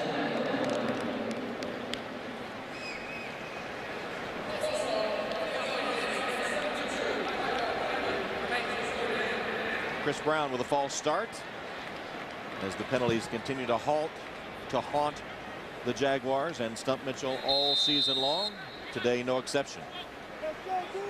And in addition to the penalties and the miscues, this has been a week of distraction for the entire Southern University. Kofi Lamoti, the chancellor, resigning yesterday. And some reports of hazing in the band resurfacing. Joseph has a man wide open. The catch made by Curry Allen. And for Allen, it's enough for the first down, a gain of 14. I believe that's Allen's first reception today. He's their leading receiver on the season. It is his first. And this is a good job by the young quarterback of getting to his secondary receiver. Curry Allen's not the primary. It's down the field. You see the cornerback play soft, take what the defense gives you. Curry's a veteran, experienced receiver, finds the first down marker. So Allen's first reception, good enough for the first down. Southern trying to get something going to open the second half. Holloman. Again, finding it tough to run against the front of the Tigers.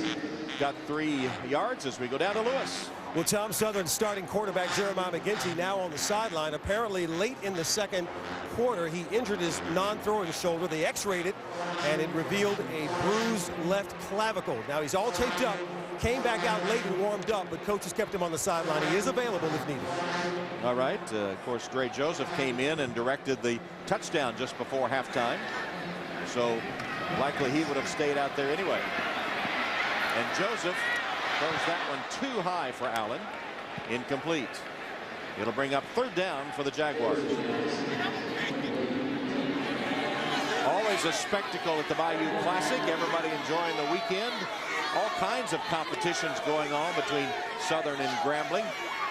Not only the football game, but the bands and the musical competitions. We saw the King and Queen in their court from each university out before the game, and it's a great scene, the Bayou Classic.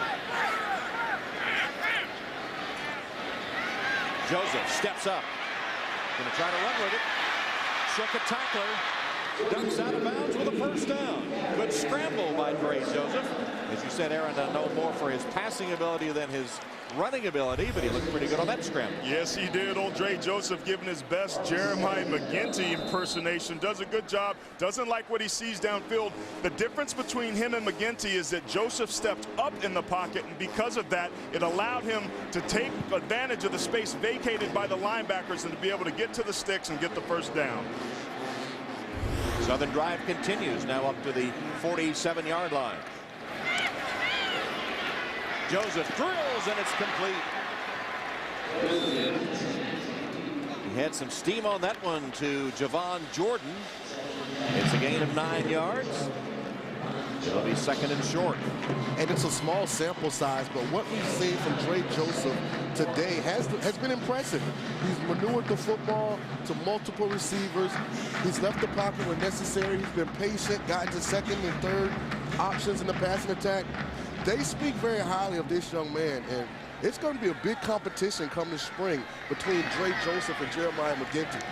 Joseph a freshman, and McGinty a sophomore. Holloman.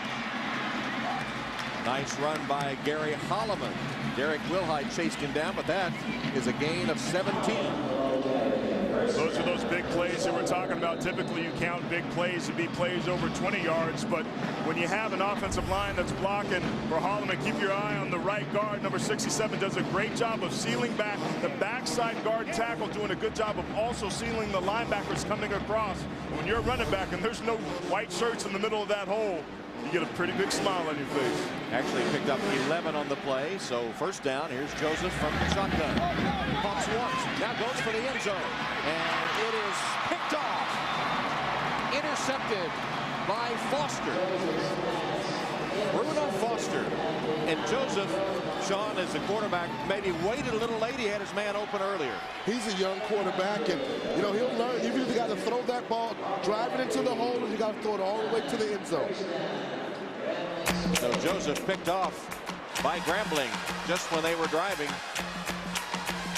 There's the interception, and the Tigers still firmly in control.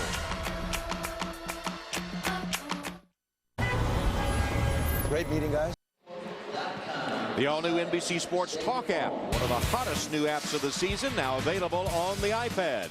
To get all the inside info from Pro Football Talk's Mike Florio and much more, go to the App Store now and download the completely free all-new NBC Sports Talk app today. Most widely downloaded free app going at the moment. And back to action at the Bayou Classic with Grambling up 31-10, and they take over after the interception. Frank Warren bursting free for a moment. Slapped down just short of the 20-yard line as we go back to that interception on the last play. And the safety, Bruno Foster, makes a very good play, but the young quarterback, Trey Joseph, will learn. He has to manipulate that safety, keep his eyes in the middle of the field. He puts his head to the sideline. The veteran safety goes and makes the play. As he gets more experience, he'll understand because of that cover two shell, the cornerback is going to be beat by the coverage. If he can keep that safety in the center of the field, that'll be a completion.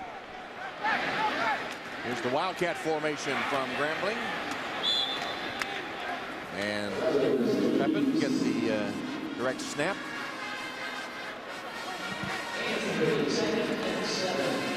3-yard gain.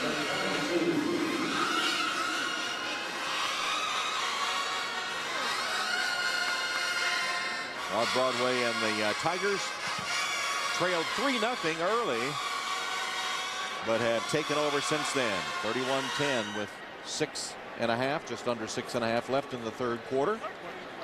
And getting their running game going here in the second half with Frank Warren. Cornelius Walker now comes in to replace Warren with Carruthers in the shotgun. Little pitch and catch to Lewis. And Mario Lewis tackled by Levi Jackson. A gain of 3. Nice, simple, short, safe route, allowing Carruthers to kind of get his feet underneath him and make the completion and create a very makeable third down situation for his offense. So third down and 4. Ball just shy of the 25-yard line of the Tigers.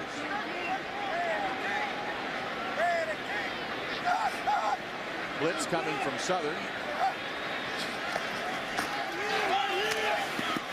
And catch made by Phillips. Who then dances out of bounds with the Grambling first down. Yeah, I'm so impressed with this freshman quarterback. If you understand some of the nuances that he's getting accomplished at the line of scrimmage, 3rd and under 5, goes on a hard 3. Defense doesn't jump, has the composure to make an accurate throw to his slot receiver so that he can catch the ball, maintain position, and pick up the first down. These are things you just don't see from true freshmen at this level. Carruthers has had a big game in his first Bayou Classic. Lined up in the eye now. Walker, and Brock. As soon as he got the handoff, penetration by Bentley. Demetrius Bentley from a linebacker spot met the ball carrier for a loss of 4. Bentley just does a good job of recognizing what's going to happen. This is a run blitz. Linebackers are taught when you see the hole open up, hit it, run through that barn door. That's exactly what Bentley does. He doesn't mess around. He's not patient on it. He hits it, comes up with a big stick on first down. See if that gives the Southern defense a spark now. Bentley from Akron, Ohio.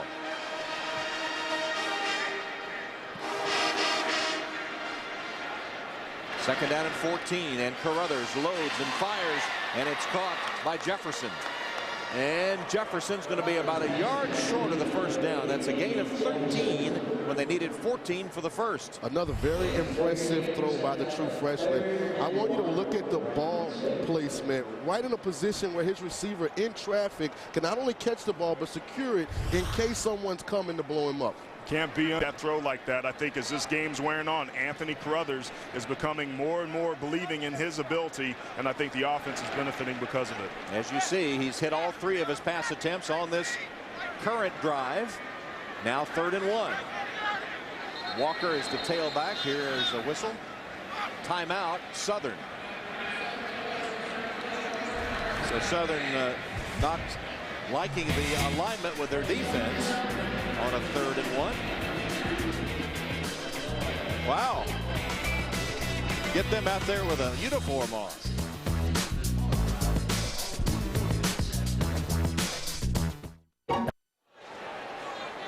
Coming in January, don't miss the game where Adrian Peterson and Mark Sanchez began their path to stardom. That's the U.S. Army All-American Bowl coming January 9th, only on NBC. That, of course, is when many of the top high school recruits announce their college choices as well. They'll be coming in January here on NBC. Southern showing a blitz on 3rd and 1. Play action fake, and Carruthers hit as he delivers, and it's complete for the first down to Lewis. Great patience by Carruthers to be able to hang in there. There was some pressure off the backside. Hung in there tough and got rid of the football right as he was getting hit. And to your point, Sean, I think this young man is growing up as we're watching this ball game. All the attributes needed to play the position I'm witnessing right before my eyes. Ball location, leadership, being able to accurately maneuver the football under duress. The sky's the limit for this freshman. Nice catch, too, by Mario Lewis for a gain of 14. In Southern territory now, and the hand is to Walker. A couple yards for Cornelius Walker.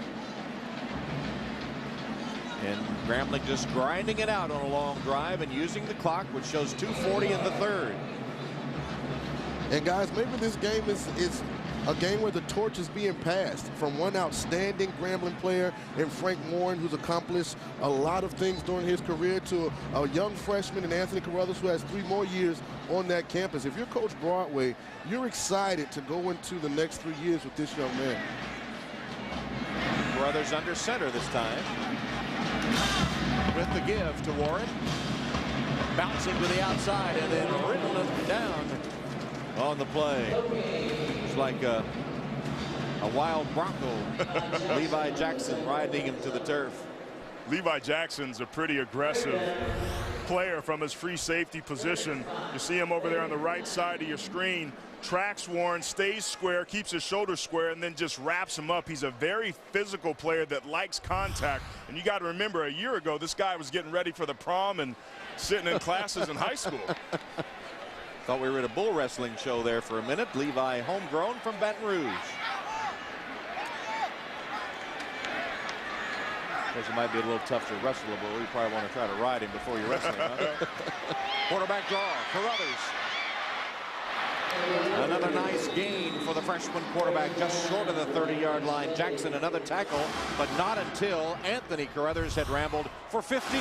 And after everything that we've seen throwing the football, look at the vision, the ability to understand, going off the backside of his offensive lineman, following their blocks. I mean, he's a tremendous weapon for any offense. Yeah, and this Southern defense is starting to wear down. A lot of missed tackles as this game wears on. Defensive players, as they get tired, they don't want to start wrapping up. And I think we're starting to see that from the Jaguars.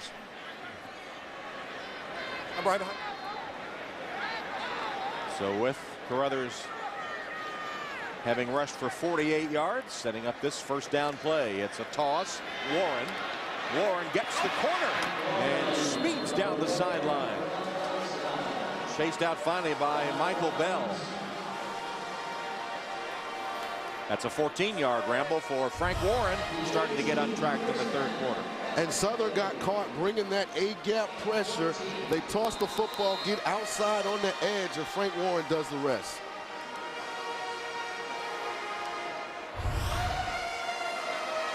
Final seconds in the 3rd quarter. Warren now up to 81 yards. Flag thrown.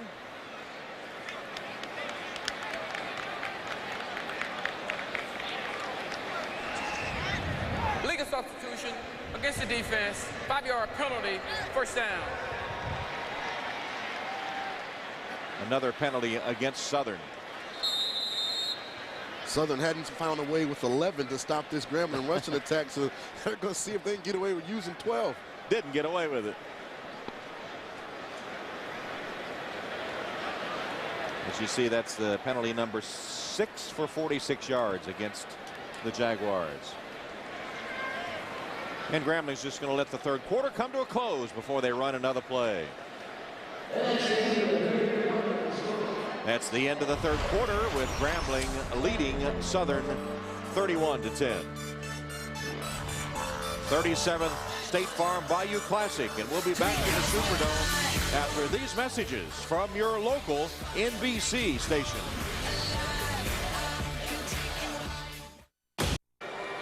Welcome back to New Orleans, the Superdome and the Bayou Classic, as we look at our State Farm stats through 3 quarters, with Grambling starting to mount significant differences now in the stats, and the 3 turnovers have hurt Southern. And our stats brought to you by State Farm. For your insurance and financial needs, call a neighborhood State Farm agent today. Start the fourth quarter, and Grambling threatening, now a 1st and 5. This drive already has consumed 7.5 minutes, nearly half the third quarter. Frank Warren taken down after a short gain. That's the 12th play of this drive, and already over 80 yards as they work the clock. Sir Edward Stanton made the Southern tackle. But here's Southern backed up again in the shadow of their own goal, and Grambling threatening to add to their lead. Sir Edward Stanton is a senior, but when you take a look at this Southern team in its entirety, 13 of their 22 starters are freshmen and sophomores. So all is not lost for this Southern team. It's got a lot of young talent. Brothers under center with the I formation. That didn't look pretty. Warren, though, shakes a tackle in the backfield and twists his way down to the 2-yard line. Levi Jackson knocked him out of bounds there, but 10 yards on what looked like sort of a busted play. It looked like the center was the one that went off sides, but thankfully for him, he thought it was on one, and he has the ball in his hand, so he snapped it. It seems like the whole rest of the team thought it was on 2. So if there's going to be a guy on offense that you want to make that mistake, it's the one that snaps the ball to the quarterback. But good thing Carruthers was ready. And if you want to have to hand it to somebody in a busted play, it's Frank Warren would be about as good as you can think of. 1st and goal.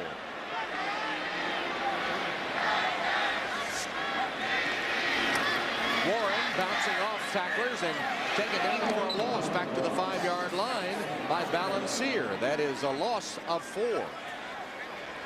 Great job that time by that Southern defense and that front 7 of holding the point of attack. They controlled the line of scrimmage on here. You see Southern crowding the line of scrimmage, but as Warren tries to bounce outside, great job by the linebacker scraping, coming up for the stop for the loss. And Balancier is one of those 13 of 22 starters who are freshmen or sophomore. Time of possession this half heavily in favor of the Tigers as the drive continues. On the toss to Warren, looking for a block. Couldn't get one, so cut up and made it to about the 1-yard line, between the 1 and the 2, it appears. In talking to Coach Mitchell this week, he said that he inherited a team that had a lot of veteran presence. But what happened was, once he knew that they could not have a winning season, he decided to go with a youth movement. And he understood there'd be some growing pains, but you see these freshmen flash little bright spots of having a lot of potential, but it's something that's very difficult to sustain at a young age. Spot the ball at the 2, so 3rd and goal from that point.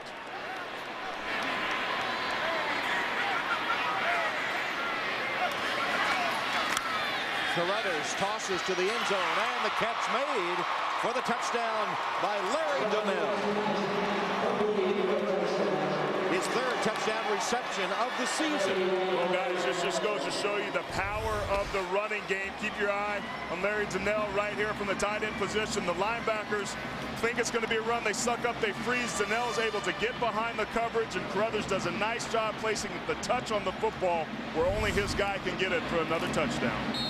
Donnell's only caught 5 passes all season, 3 of them for touchdowns. The senior from Ozark, Alabama. Touchdown drive took over 10 minutes off the clock, and the extra point is good.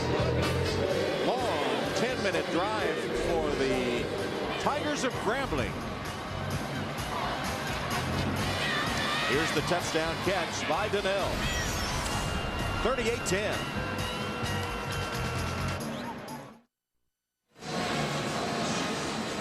In celebration of State Farm's 15 years as sponsor of the Bayou Classic, State Farm Bank hosted the Kicking It sweepstakes here. And Joseph Montgomery of Baton Rouge, a chance to kick a field goal to win $15,000. Well, a shank job for Joseph. Oh, man. That's a pretty important kick for 15 grand. A nice little 10 seconds of work right there. So Joseph Montgomery of Baton Rouge with the State Farm Bank Kicking It sweepstakes. For all your banking needs, choose State Farm Bank and bank with a good neighbor. You got a little FaceTime on television anyway, huh? It was worth it. Well, hey, Southern has Virgil Williams down deep to possibly receive this kick. We've seen him be able to have some explosivity, if I can make up a new word. Southern desperately needs something to get going here. They are down by 28 points, but there's a full fourth quarter, and on a weekend where we've seen so many comebacks, it would be improbable, but a great return certainly would help get that started. Yeah, incredible games. Auburn, Alabama, and Nevada, Boise State. Wilson was able to spin out of the first tackle, but not the second. Down to the 22-yard line as we go down to Lewis. All right, Tom, well, I've been watching Doug Williams here, who has a lot of memories from this game, walk around and sort of reminisce. But before we talk about all that, what's your thoughts on the freshman quarterback? How is he playing so far for Grambling? I think we got to take our hat off to him. You know, here's a guy that in most cases might be too short, but what he's shown today is the fact that he got a lot of patience and he's real tough. And when he gets an opportunity to throw the football, he can throw it, but he also dangerous as a runner. Now, you coached the Tigers from '98 to '03, and you look at what Rod Broadway has done in his years. What's it like to bring a team in? What's it like to look up here in the fourth quarter and see you're up 33-10? Well, you know, when you go into Grambling, you know what this game is all about.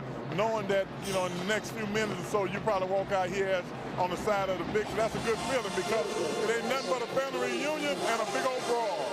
Now, I understand you're out of the NFL. What's your next stop? What are you doing? Well, at this particular time, I'm the general manager of the Virginia team in the UFL, the Virginia Destroyers. So we'll be able to play next year in Virginia and the Virginia Beach area, and I'm looking forward to that as general manager. All right, Doug, thanks. And he's touched success wherever he's gone. I'm sure that's the next one, Tom. All right, Lewis, as the 15-yard pass to Allen is nullified by another Southern penalty. Well, interesting that Carruthers has really, he must be the real deal to impress Sean King and to impress Doug Williams with his play this afternoon. I mean, he's been outstanding. I mean, there's nothing that you can do at the quarterback position that he hasn't shown the ability to handle today. Now you look at the natural progression as he grows, as he gets bigger, as he matures. The sky's the limit for Anthony Carruthers. That's Joseph. Tackled by Burtis. This is just the second possession of the second half by Southern because of that long 10-minute-plus drive by Grambling. And it all goes back to the halftime adjustments that Grambling made, throwing the football early on that first drive in the third quarter to be able to open up, spread out that box. That facilitated, jump-started that running game, and since then, the run has really complemented that offense and allowed them to dominate. Gray Joseph. That's incomplete, intended for Holloman. Thought it was going to be picked off. And you see Derek Johnson saying, why, I had it. Derek Johnson, the senior, Fourth leading tackler on this team coming in the ball game.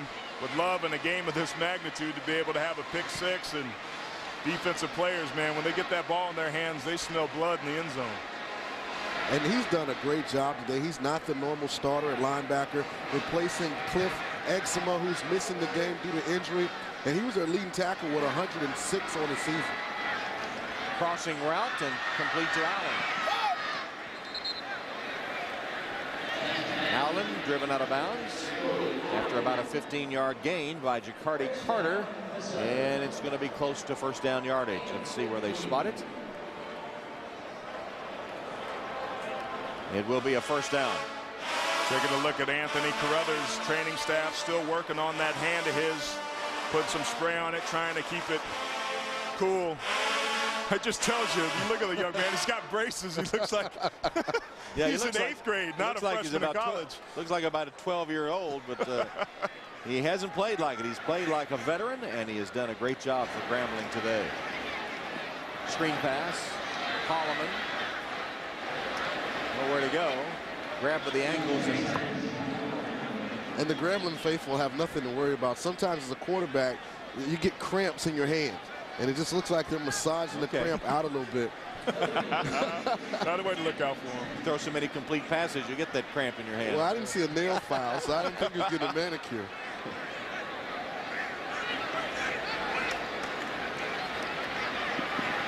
Joseph's going to scramble. Dives across the 45-yard line. And it's a 13-yard scramble by Dre Joseph, and good enough for another Southern first down. That's just no huddle. Yeah, hurry up offense by the Jaguars. Joseph using his legs again, not supposed to be that mobile, but he didn't know it on that last one.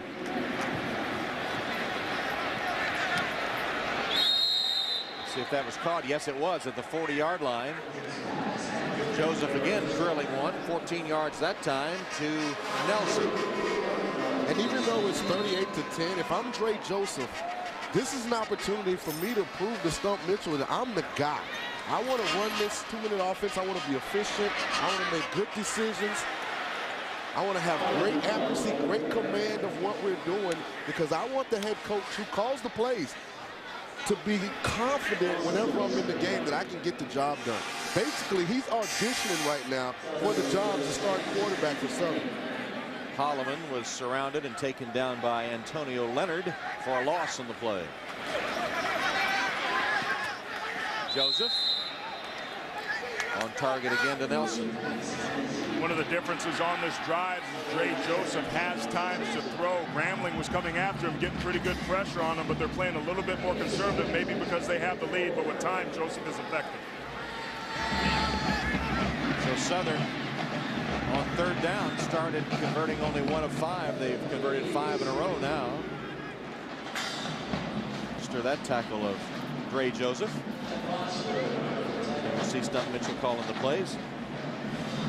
No sooner do I say it, do they dial up with some aggression again and get to the quarterback, bringing up a 4th and 1. So 4th down and 1. From the shotgun.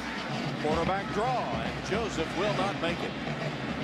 Grambling holds on 4th and 1 as Southern calls the quarterback draw with Dre Joseph, and Stephen McCord was not fooled at all. Made the stop, and Grambling will take over. 8:15 left in the 4th, and the Tigers up big.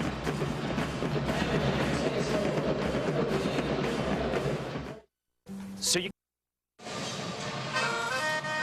The State Farm Bayou Classic is brought to you by Cheez-It, because at Cheez-It, real cheese matters. And by State Farm. Like a good neighbor, State Farm is there.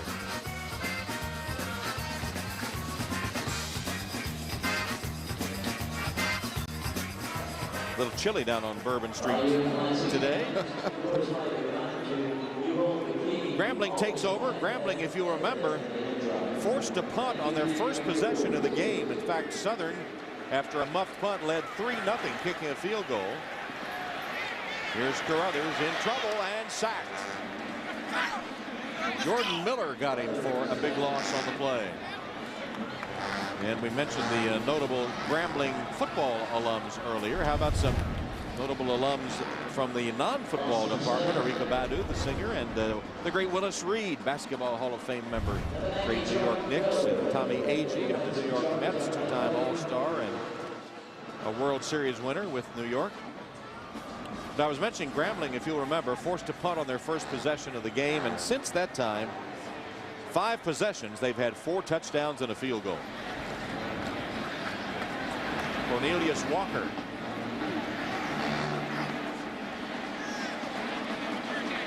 Highlight of the third quarter was a 10-minute, 16-second drive by Grambling to score. That'll win you a lot of football games. Yeah, no question. I've really been impressed with the nose tackle, number 90, Jordan Miller, who fights across his block and gets his hands onto the running back. He doesn't do a good job of wrapping up, but he's not staying blocked very long. And anytime you have a player that's not giving up, and when you're the strongest on the team, that tells you a lot about this young man. Even though they're down, he's still playing hard. Injured player will take a timeout. 7:13 left. Levi Jackson is the injured Jaguar.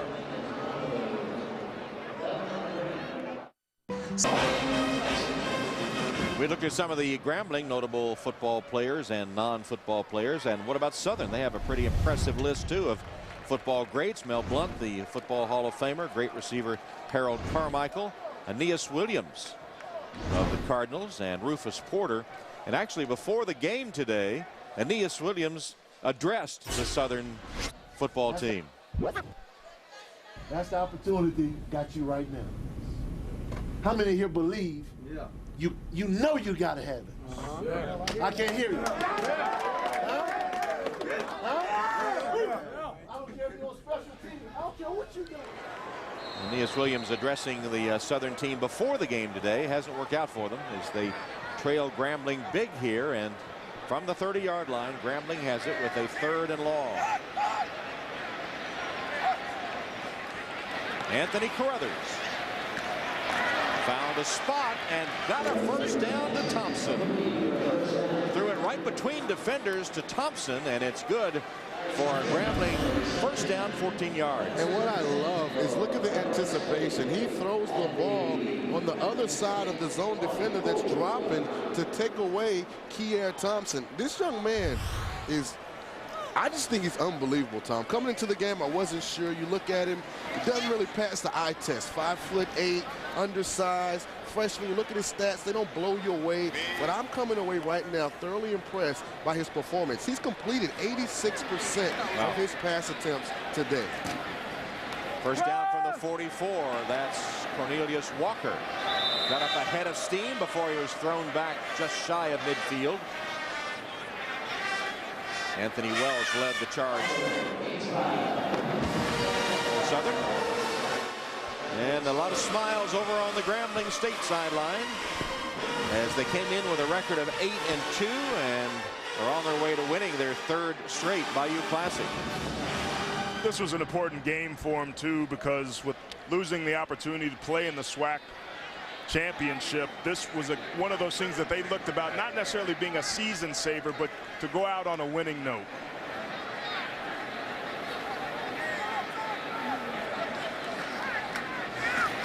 Walker, big play by Miller again. You said, Aaron, you were impressed with the Miller's play, and he made another big play that time to stop Walker for a big loss. Oh, big number 90 right here in the center. Keep your eye on Jordan Miller.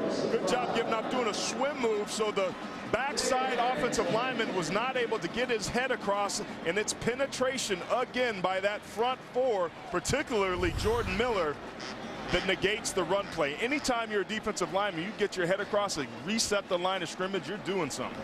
And we talked to Jordan Miller yesterday, and all he talked about was senior pride. Doesn't matter what our record is. This is my last opportunity to put this uniform on, and it obviously wasn't lip service because he's still playing as hard now as he was at the beginning. Carruthers scrambling and finding a receiver, all kinds of flags down. Ryan Allen was the successful receiver. May have been that he stepped out of bounds. I see some hats off. Yeah, when you see the hats off, that's usually the mark where they went out of bounds.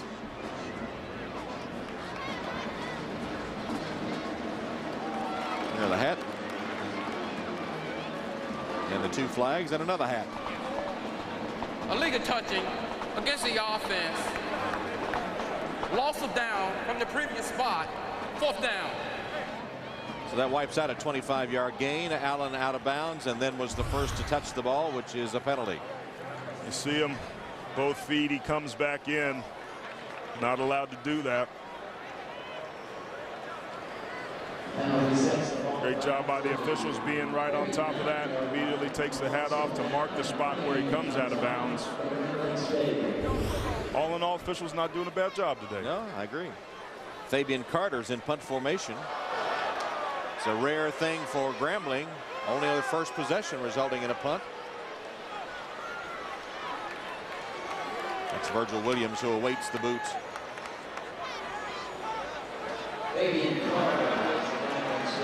There's that first punt on the first series by Grambling, by Carter.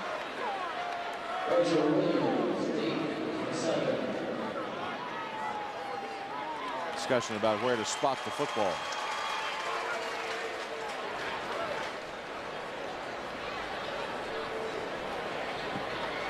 So they'll set it down at the 44-yard line. Still 4th down, 4th and 10 now since they respotted the football.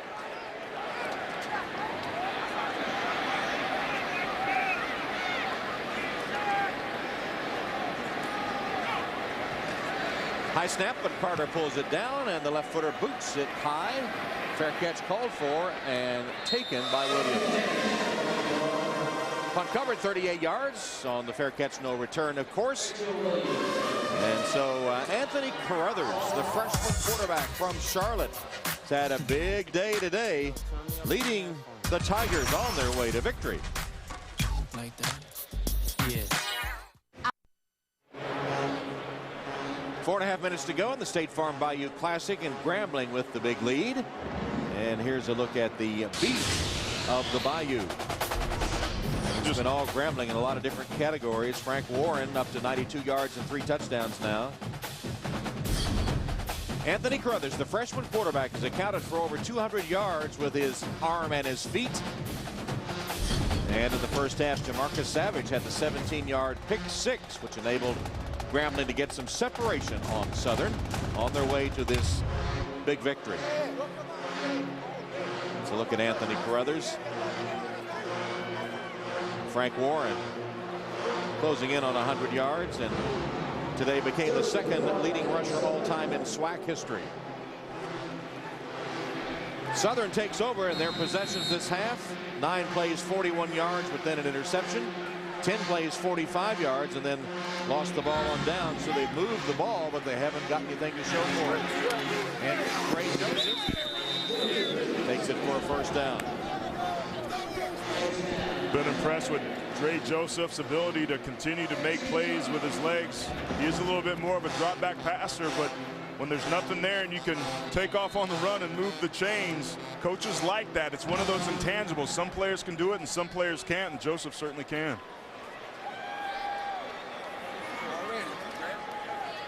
Joseph stands in the pocket for a while, and then the protection breaks down, and he gets what he can out of it. Antonio Leonard spotted him and took him down. A lot of seniors on these two teams seeing their final Bayou action.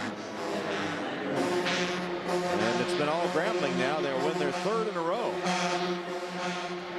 So in recent years, it's been Grambling, and they will take an overall 19-18 lead in the Bayou Classic. And in speaking to Coach Broadway yesterday, when I mentioned seniors, he almost had tears in his eyes. He has a lot of guys, said last opportunity to be their coach, and he said he's thoroughly enjoyed having them a part of the family. So I know this victory, even though it's not the SWAC championship, is very rewarding for him because of this senior class that he has. Pass complete to Gregory, and for more on Rod Broadway, let's check in with Lewis. Yeah, I do remember those conversations yesterday. Broadway telling us about the 17 Grambling seniors playing their last game today with only 4 conference losses in 4 years, which is pretty good. But he said the joy in all of it is seeing them grow up not only as players, but as men. And it feels like the program is not his. It's all about the guys as well as this game, all about the players. Looks like a couple of Tigers shaking up on the play. We were eavesdropping on Coach Broadway's remarks before the game in the Grambling locker room, and one of the things struck me that he said, my first responsibility is to get you a degree, and said then just to make you the best football player you can be. That's what a wonderful approach that is. There's no question, and we have to remember these guys are student athletes, which means they're students first, and the reality is all of these players on the field, no matter who they are, whether they play on the next level or not, you're going to be an ex-athlete a lot longer than you're going to be an athlete, and you have to prepare accordingly. And my belief is that all head coaches should approach it that way, and Broadway certainly should feel pretty good about what he's done, and these players are benefiting because of it. Ticking down toward 3 minutes. 2nd down and 1. Joseph heaves complete. Taken by Evans before he's blasted out of bounds by Foster. And then a few words passed between them. So 1st down for Southern. Southern got its only touchdown when Joseph came into the game after the injury to Jeremiah McGinty, who took them down to score just before halftime. He's hit 6 in a row. Here's number 7 on its way, and it is caught to the 5-yard line. Gregory lost his balance, or he probably would have scored. As it is, it's 35 yards and 7 in a row now for Dre Joseph. Keep your eye on Dre Joseph right there. Doing a good job of the out and in, just running the skinny post. The safety, Stephen McCord, number 31, was trying to get over there, but because of Joseph putting that on a frozen rope, keeping it down, the ball was able to get there for the big pickup. Flag flies before the play got underway.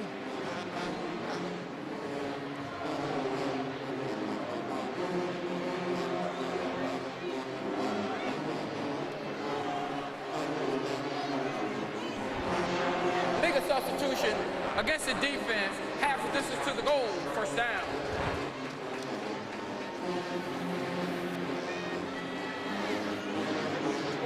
Senior Frank Warren in his there's Frank in his final Bayou game. What a career he's had. Coming to a close here with Grambling. His coach is saying that he has a chance to play on the next level. Not fast, not speedy, but we see anybody that gains 1,400 yards in a season has got some ability. 1st and goal. Joseph keeps. And if given an opportunity, he just shows all the characteristics of being able to do so many things for you offensively and has such a passion for the game. We're talking to him yesterday, and he tells us he fell in love with football as a 6-year-old. First time he stepped on the field in a Little League uniform, he scored a touchdown, and he said that's been his passion ever since. He's been scoring touchdowns ever since, too. Pass into the end zone and incomplete. Intended for Allen, and he was locked up with Leonard.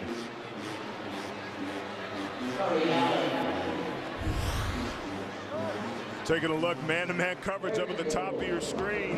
Desmond Leonard all up on him. Gotta like the physical ability. That ball thrown a little bit high. Allen wanted the flag to be thrown, but officials letting them play, I guess. And the freshman quarterback will learn. You have to give your wide receiver an opportunity to make the catch. That's a ball that can be thrown short with air because the defender's back is to you. Give your receiver an opportunity to come back and catch the football. Try to run it in with Holloman. Got to the 1-yard line. Since Dre Joseph came into the game in the 2nd quarter, late in the quarter, just before halftime, actually, on the injury to McGinty, he's passed for 148 yards. So we've seen the 2 freshman quarterbacks earn their stripes here today. Carruthers of Grambling and Joseph in a relief role for Southern. And Coach Mitchell said coming into the game, he knew the young man had thrown for 969 yards. He wanted to get him those 31 yards to get him over 1,000 yards passing as a freshman. Not only gotten that accomplished, but look like they've made some strides as they move into the spring. On 4th and goal, Grambling has called a timeout with 1:16 left in the game. So So 1:16 left in this 37th State Farm Bayou Classic, and first experience of the Bayou at least working for you guys. I know you've watched it in various ways, but what do you think? It's been unbelievable for me, just being a part of the atmosphere, being a part of the pageantry. There's something special about college football, and having spent 4 years in the state of Louisiana while at Tulane, I understand how significant this is for everyone attached to these universities. And it's been impressive for me being here also in person to be able to see all that flair and pageantry that you talk about. But on the field, the way these young men have been competing, no quit on both sides. There's not a lot of love lost between these teams. This is for sure a rivalry game, but it's been a clean game, and they've been playing very, very hard. 4th and goal for Southern. Holloman pounds his way into the end zone. Gary Holloman gets the touchdown for Southern on a 10-play drive that covered 81 yards.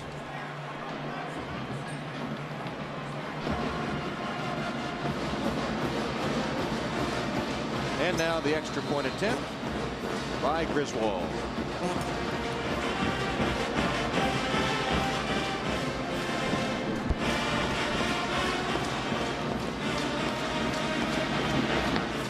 And it's good. Well, Gray Joseph directs another touchdown drive. And there's a look at Anthony Carruthers making a name for himself today.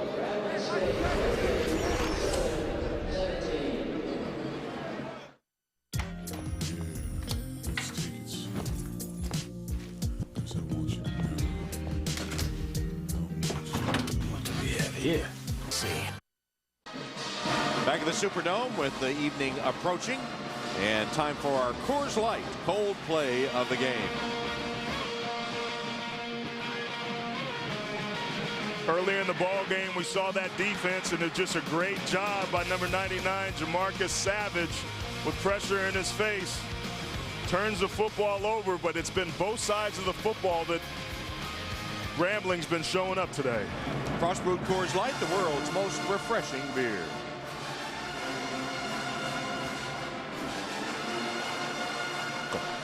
Been really impressed with what I've seen out of Jamarcus Savage. Great individual effort on that front four. As an offensive lineman, you hate playing against a guy like this because there is no quit. He's a hustler. He doesn't like to stay blocked. And he's one of those guys that when he's rushing you and you get beat, you start telling your quarterback, throw. And you know what I also like was the ability to identify that the screen was coming, not get chop blocked, have the awareness to understand what the offense was trying to do, and then to catch it. Onside kick attempt works for Southern. There's a flag down. That was Justin Williams that recovered, but there is a penalty marker back upfield.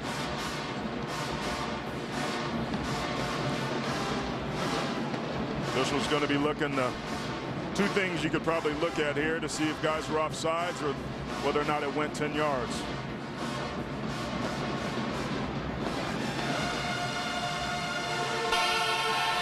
Legal touching. Against the kicking team. Ball will be placed at the spot of touching. First down, Grambling State. Illegal touching against Southern, so that nullifies the recovery of the onside kick. Hard to hear him because of the band's playing now. They're tired of waiting, and we may have a chance before we leave the air to see an encore performance from the winning band on the field here at the Superdome. That certainly hasn't disappointed, guys. That halftime show was remarkable. I've seen it a lot on TV, but in Sean, person, you just it's don't. Special. It's unbelievable in person.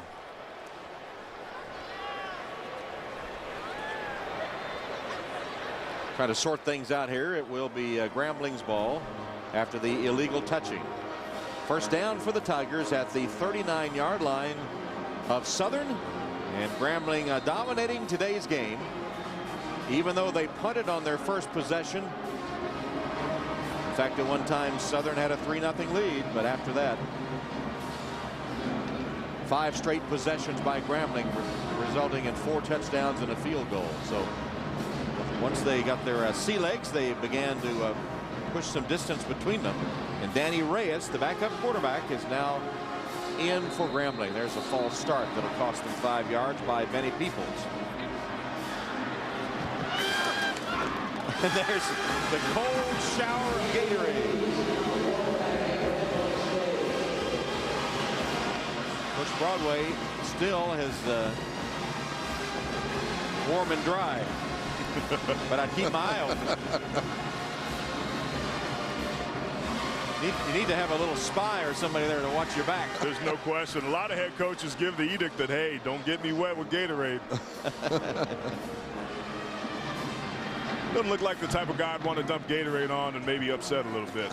But lots of smiles all around by Grambling. Played a tremendous game today. Reyes hands off to Cornelius Walker. And you know, Walker fairly quietly has had a good game for Grambling.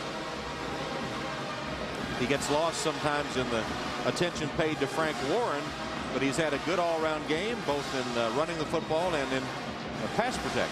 And as a senior, a guy who's been unfortunate in that he showed up at a university and institution at the same time as a guy who ends up being the second all-time career rushing leader in the conference. Talked to Frank Warren yesterday, and he said it's just unbelievable how well he and Cornelius get along. There is Frank Warren leading the charge for the shower. And off to Walker. Here he goes. Well, they gotta have to hold him. He fought back. The old wily vet. He's still playing defense. He's got those good instincts, Tom. They never leave you. And some heartfelt hugs. And now they make sure. The old distraction technique. A double dose. You know, 3 times they dumped the water and Gatorade on him. He deserved both buckets. I watch a lot of football. That's the first time I've seen it turn into a game of tag. One of his players got him in an embrace, and then it was all over after that. That's good technique. One set him up, the other one chop him down. Frank Warren ending his Grambling career with a 3-touchdown day. And on the other end of the age scale, Anthony Carruthers, who looks like he's 12, but is a freshman, really coming of age in his first Bayou Classic, showing us he can pass the ball, run with the ball, and manage a game very well. Stump Mitchell with congratulations for his Grambling counterpart, Rod Broadway, as the Tigers win their 3rd straight Bayou Classic and take an overall edge in the series, 19-18. Well, the teams exchanging some handshakes at the middle of the field. And let's go down to Lewis now, who has a soggy Rod Broadway. I've been telling you, you look like you're pretty wet there. First it was the first wave, the water, and then the Gatorade. What does all this excitement mean for you as you win another Bayou Classic? 9-2 for this group of guys is really good season, especially with all the injuries that we've had to overcome. And I'm so proud of this football team because we ran out of bodies. We were down in linebackers and defensive backs, but they just hung in there and played, and I'm so proud of them. You know, I was amazed at your movement. I didn't know you had such cat-quick skills there as that first wave came to you. How were you able to get away from that first one and the second one? I used to be an athlete. Well, I guess age is catching up. I lost a step, so they were able to get me. All right. Well, they did get you with the other one, but what does this championship or this big rivalry game? Well, it means a lot to our seniors. It's about our seniors, and we're glad that they were able to get their big win here in their last game in the Bayou Classic. This is always an exciting game and a big game, and to send them out with a 9-2 record is special for those guys. Talk to you about Frank Warren at halftime, only 32 yards rushing, but then he was able to really get things going. What was the difference, and what has he been like all year? Frank's been special, and there was a couple runs with no yards where he had an opportunity to really see what he was capable of doing, especially with his quick feet. You know, as I call them, sweet feet. But Frank's been special the whole 4 years he's here, and we're proud of him. And you talked about the importance of winning the kicking game and not letting your quarterback beat you. Or concerned about the way things were going, especially toward the end of the first half? Well, they had 2 plays, actually. They really hurt us in the first half. One was a quarterback draw, I think, where we missed a couple of tackles. Our safety missed a tackle. The second one was they run a slant route, ran max protection, and we should have made the play. Just didn't make it, and at the least we should have knocked them out. I know you've had your players almost sequestered all weekend long, so does now the celebration officially begin? I hope they do it the way champions do. All right, thank you so much. Congratulations, and see you on the podium. All right, thank you. All right, Tom. Well, the well-spoken Rod Broadway, who instills all the right things in his players. Be a student first, as we said, and there he said, celebrate like champions do. And he's got a pleasurable 3 years remaining for his quarterback. Anthony Carruthers, the freshman quarterback today, had what an afternoon. 13 of 15 passing, 167 yards and a touchdown. Also ran for 41 yards. And just the ability to move around in the pocket when nothing was there. He converted third downs. He moved the chains. They even gave him an opportunity to catch the football. And what I like is not only the catch, but then look at the ability to continue to get downfield. But all quarterbacks are judged on the ability to throw the football. Unbelievable ball placement on the deep ball to Kier Thompson. And think this is a true freshman. This is a guy who was in high school last year. Making moves, making people miss in space. The sky's the limit for this young man. And he's a good quarterback. He's got a tremendous arm, too, and the coaches talked about, we know what he can do with his legs, but they were really looking forward in the spring to be able to add some other wrinkles to this offense, some more empty sets where they could feature his arm as well as his legs. They're the numbers for Anthony in his first Bayou Classic, doing it with his arm, with his feet, and even with a reception. So Grambling wins the first Bayou Classic. Not exactly a pleasant afternoon for Stump Mitchell, but he was just outmanned today. Right now he's with Lewis. All right, Tom, thanks so much. Well, Stump, first Bayou Classic, disappointing loss, but put it into your words what happened today. Well, we had 2 turnovers the first half, one which they caught and ran in for a touchdown. You know, that was huge. I thought defense was playing pretty good early on. The second half they came back and they worked out a little young freshman, Virgil Williams. But I think Virgil's going to be an excellent player in the very near future. Your quarterback, McGinty, started the game. Then you had to go to Dre Joseph. He got in, got over 1,000 yards. What do you see in a young guy who's just a freshman as he'll lead your team for the next few years? Well, with both of those guys, we have to improve our accuracy. We're not very accurate as quarterbacks. I thought we had some stuff going, but we just couldn't capitalize. I think Dre and also Jeremiah are going to be pretty good quarterbacks. You had 2 weeks to get ready for this. You brought a team in 2-8, but when we talked to you this week, you seemed excited about the possibility. What have you learned about your team in this experience, and what have you learned about the Bayou Classic? I was still excited about the possibility. We came out, unfortunately, we dropped a few balls where we had those guys burnt. The people are all about the Bayou Classic. You know, it's a big-time rivalry. I'm glad to be a part of it. Had an opportunity for Mel Blunt and also Aeneas Williams to speak to some of the players, and it was an awesome experience. And so as you continue to move forward in the new era of Stump Mitchell, what will you need to help Southern kind of get back up on its feet and play the type of football we've seen them play in the past? Well, you have to eliminate turnovers. No question about that. And then you just got to believe. You know, I think these guys will get better. There's no question about that. And hopefully they'll go back, improve in the classroom. And when we come back in January, start preparing for next year. All right, Coach Mitchell, thanks for all your time this week. Appreciate it. Thanks for having me. Tom? All right, Lewis. As the Grambling alma mater concludes with the players standing in front of the band out on the field, and the Southern band too, as we look at our State Farm players of the game. Frank Warren with 92 rushing yards and 20 carries and 3 touchdowns, capping his great Grambling career. And Dre Joseph, the freshman quarterback of Southern, who came in after McGinty was injured late in the second quarter, and for the game directed a couple of touchdown drives, hit 11 of 16 for 148 yards. And guys, one of the things we may take away from this Bayou Classic was the coming of age of 2 freshman quarterbacks, one on each side. Yeah, you think Dre Joseph, who was the MVP for Southern, came in, did a good job in the absence of Jeremiah McGinty. And what can you say about Anthony Carruthers? The ability to throw the football, to run the football, to make decisions at the line of scrimmage. I'm excited if I'm rooting for either one of these teams because both of those guys, when you look at them down the line, as they start to mature physically, emotionally, and mentally, I think they will be very good players for both universities. Yeah, there's no question. As young quarterbacks, you kind of default to what you can do the best, and that's a lot of times as a young player, run with your feet. But as the game slows down for these guys, they'll make better decisions, like you said, Sean, and there is going to be a heck of a spring quarterback competition for Southern coming up, I'll tell you that. And Frank Warren, as he bows out as a Grambling player, you have to tip his hat to him, becomes the second leading rusher all time in the SWAC. And you saw a couple of times, as his coach described, when nothing was there and he made something out of nothing. He did. An unbelievable career. You look at some of the guys that he's passed on that list, take your hat off to Frank Warren. All right, now for the awards presentation for the Bayou Classic, let's go back to Lewis Johnson. All right, Tom, thanks very much. Down here in the center of the field, we are ready to hand out the presentations for this afternoon's game. Grambling State Tigers are victorious, and standing next to me is the presentation of the Crystal Trophy by State Farm's Insurance.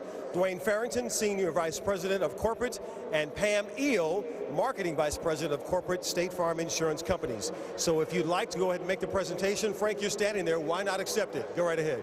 Thank you very much. State Farm has been a proud sponsor of the Bayou Classic. And on behalf of State Farm, Pam, myself, and all of our agents and employees, we would like to present the game-winning trophy to the Grambling Tigers. Congratulations, sir. Thank you. All right, and a cheer from the Grambling State Tiger fans who are here in the building. Coach Broadway, we just talked a moment ago, but what's it like to stand here and see that trophy coming back to Grambling once again? Isn't that where it belongs? No, we're pleased with the way our guys perform, and we're happy for our seniors they're able to take it back. Fantastic. Frank, as you take photos there, step over here for just a moment. A big day for Frank Warren. What do you think? So a bit of a slow start, only 32 yards the first half. What was that defense doing to you, and why were you able to turn things around in the second half? I mean, they loaded up the box, but we knew if we get a gap missing, we were going to break a long run. We just kept pressure. And I think my O-line, receiving, and fullback for blocking for me. Help everybody understand what it's like to prepare 2 weeks to come in here to the Louisiana Superdome to face Southern in the Bayou Classic and to walk out of here victorious. It's big. Preparation is big to win, the key to win. And I'm just ready. I was ready for my last game to come out here and take it out on somebody. It was Southern. And that is a big thing for you. You are a senior. What are your thoughts about it, and what are you hoping to see in the future for you in football? I mean, it was great. It was great 4 years. I'm a champion 1 year, but this senior class is one of the winningest classes ever, and I want to thank all my seniors, man. I love them. All right, Frank Warren, victorious today in the Bayou Classic. And so if you all will step on over, we'll make the next presentation. These will be the MVP trophies, both going to Southern and Grambling. And so for the Grambling State Tigers, need you to come back up, Frank. I have Kevin McKay, Senior Vice President of the Great Lakes Zone, and he will present to Frank Warren. Yes, State Farm Bayou Classic fans, it's my honor to present the Player of the Game Award to Grambling State University's Frank Warren. Frank's play on the field today really exemplifies what makes the Bayou Classic such a great tradition. Congratulations, Frank. Step right on over, please, as we'll make now the presentation for Southern. This is Kimberly Rollins, Vice President of the Central Zone. Go right ahead. Good afternoon. On behalf of all the State Farm agents and associates of Louisiana and the entire country, congratulations on a game well played and presenting you the Player of the Game Award. Congratulations. Thank you. Thank you. So tell me about your day. I know it must be awfully disappointing to have lost the game, but a valiant effort on your side. First and foremost, I'd like to thank God. Second of all, we knew no matter what our record being, we'll come out and play our hearts out. We always prepare. Southern and Grambling Bayou Classic is a big event. So no matter what our record was this year, we're going to always come back, fight harder next year, and prepare for the next season. You have new leadership in Stump Mitchell, who brings so much experience for the National Football League, and he's now there with you at Southern. What have you learned from him in his first season, and where do you think he'll be able to take this team? Responsibility and discipline is the first two things I learned from Coach Stump Mitchell. He always stresses discipline, no matter what the situation being. No matter what, if he feels like no one individual is more important than the rest of the team. It's a team thing. Unity is key. All right, congratulations. Thank you. Yes, sir. Yes, sir. Thank you. Tom? All right, Lewis. Dre Joseph, the MVP for Southern today, and the Grambling MVP, Frank Warren, who closed out a stellar Grambling career with 3 touchdowns today. Here's a look at a couple of them. And again, not much was there. He's able to get into the corner of the end zone that time. So he showed you his ability to find that spot, and then through a big hole this time outracing defenders into the end zone untouched. He finishes this regular season with 18 rushing touchdowns and is the all-time second leading rusher in SWAC history. Sweet feet, Frank Warren, winding up his career as a Grambling Tiger. Well, let's take a look now. Down on the field is the Grambling State University world-famous Tiger Marching Band.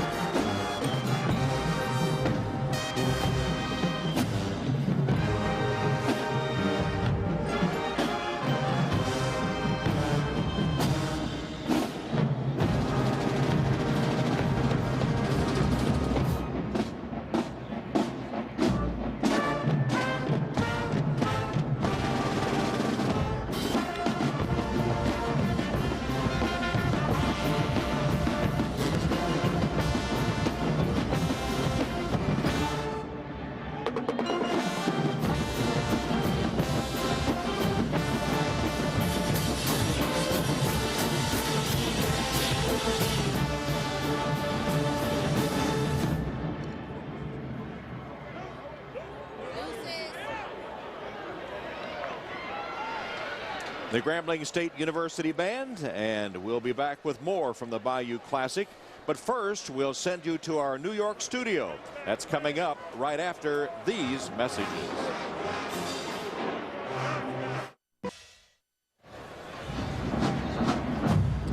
The Louisiana Superdome in the New Orleans evening, where in the State Farm Bayou Classic, Grambling State has beaten Southern 38-17. A few moments ago, the Grambling State University Band exiting the field after their team has won their third straight Bayou Classic and their 9th win of the season. Didn't start so well for Grambling, however. First big play of the game was Pierre Thompson's muffed punt. Oh, yeah, down there. Thompson calling for a fair catch, but muffs the punt, recovered by Southern, and that led to a field goal, 3-0 Southern. But Frank Warren having the big day, catches this screen pass and makes a nice run out of it. Takes it down close to the 10-yard line, and the first of his 3 touchdowns on the afternoon as the ball breaks the plane of the goal line there. Then there was Brandon Rice with the turnover. It was the Grambling defense stepping up and getting the ball back to their offense. And then it was time for the young true freshman to take over. Anthony Carruthers showing tremendous touch and excellent accuracy throwing the football. And then Frank Warren with his legs again in for a second touchdown. The defense got into the act too, huh? Yeah, I was going to say, not to be outdone, Jamarcus Savage. He wants to be a part of the party also. Great job identifying the slow screen, picking it and taking it in for a touchdown. starting quarterback Jeremiah McGinty injured his non-throwing shoulder. Inner true freshman Drake Joseph did a pretty good job of directing the offense to some second-half points, but it was just too much Frank Warren, too much Grambling today for this Southern team. Warren would finish with 92 yards and the 3 touchdowns. And through the air, too, as Carruthers had the big day passing and running for Grambling. Southern managed to get in the end zone there, but Rod Broadway got the shower at the end of the game after winning his 3rd straight. Our thanks to Rob Highland, our producer today, and Jeff Simon, our director. And what about some final thoughts from your first Bayou, at least in person? I think experience prevailed. Grambling was the more experienced team. A lot of veteran players who've been here before. They were dominant, but the horizon looks bright for Southern. A lot of young guys. There's no question. I was really impressed with the effort of both of these ball clubs. I think Stump Mitchell, with all those young players, has something on his hands. All right, guys. Thanks for the job you've done today in your first Bayou Classic, as Grambling wins it over Southern. Tomorrow night, Sunday night, is football night as the Chargers head to Indianapolis to take on the Colts. Live coverage begins with Football Night in America, 7 Eastern, 4 Pacific. Tonight, starting at 8/7 Central, the NBC specials Mary Madagascar and King Fu Panda's holiday special, followed by a special showing of B-Movie starring Jerry Seinfeld. So for Aaron Taylor, Sean King, and Lewis Johnson, Tom Hammond saying so long from the Superdome. You've been watching the 37th annual State Farm Bayou Classic.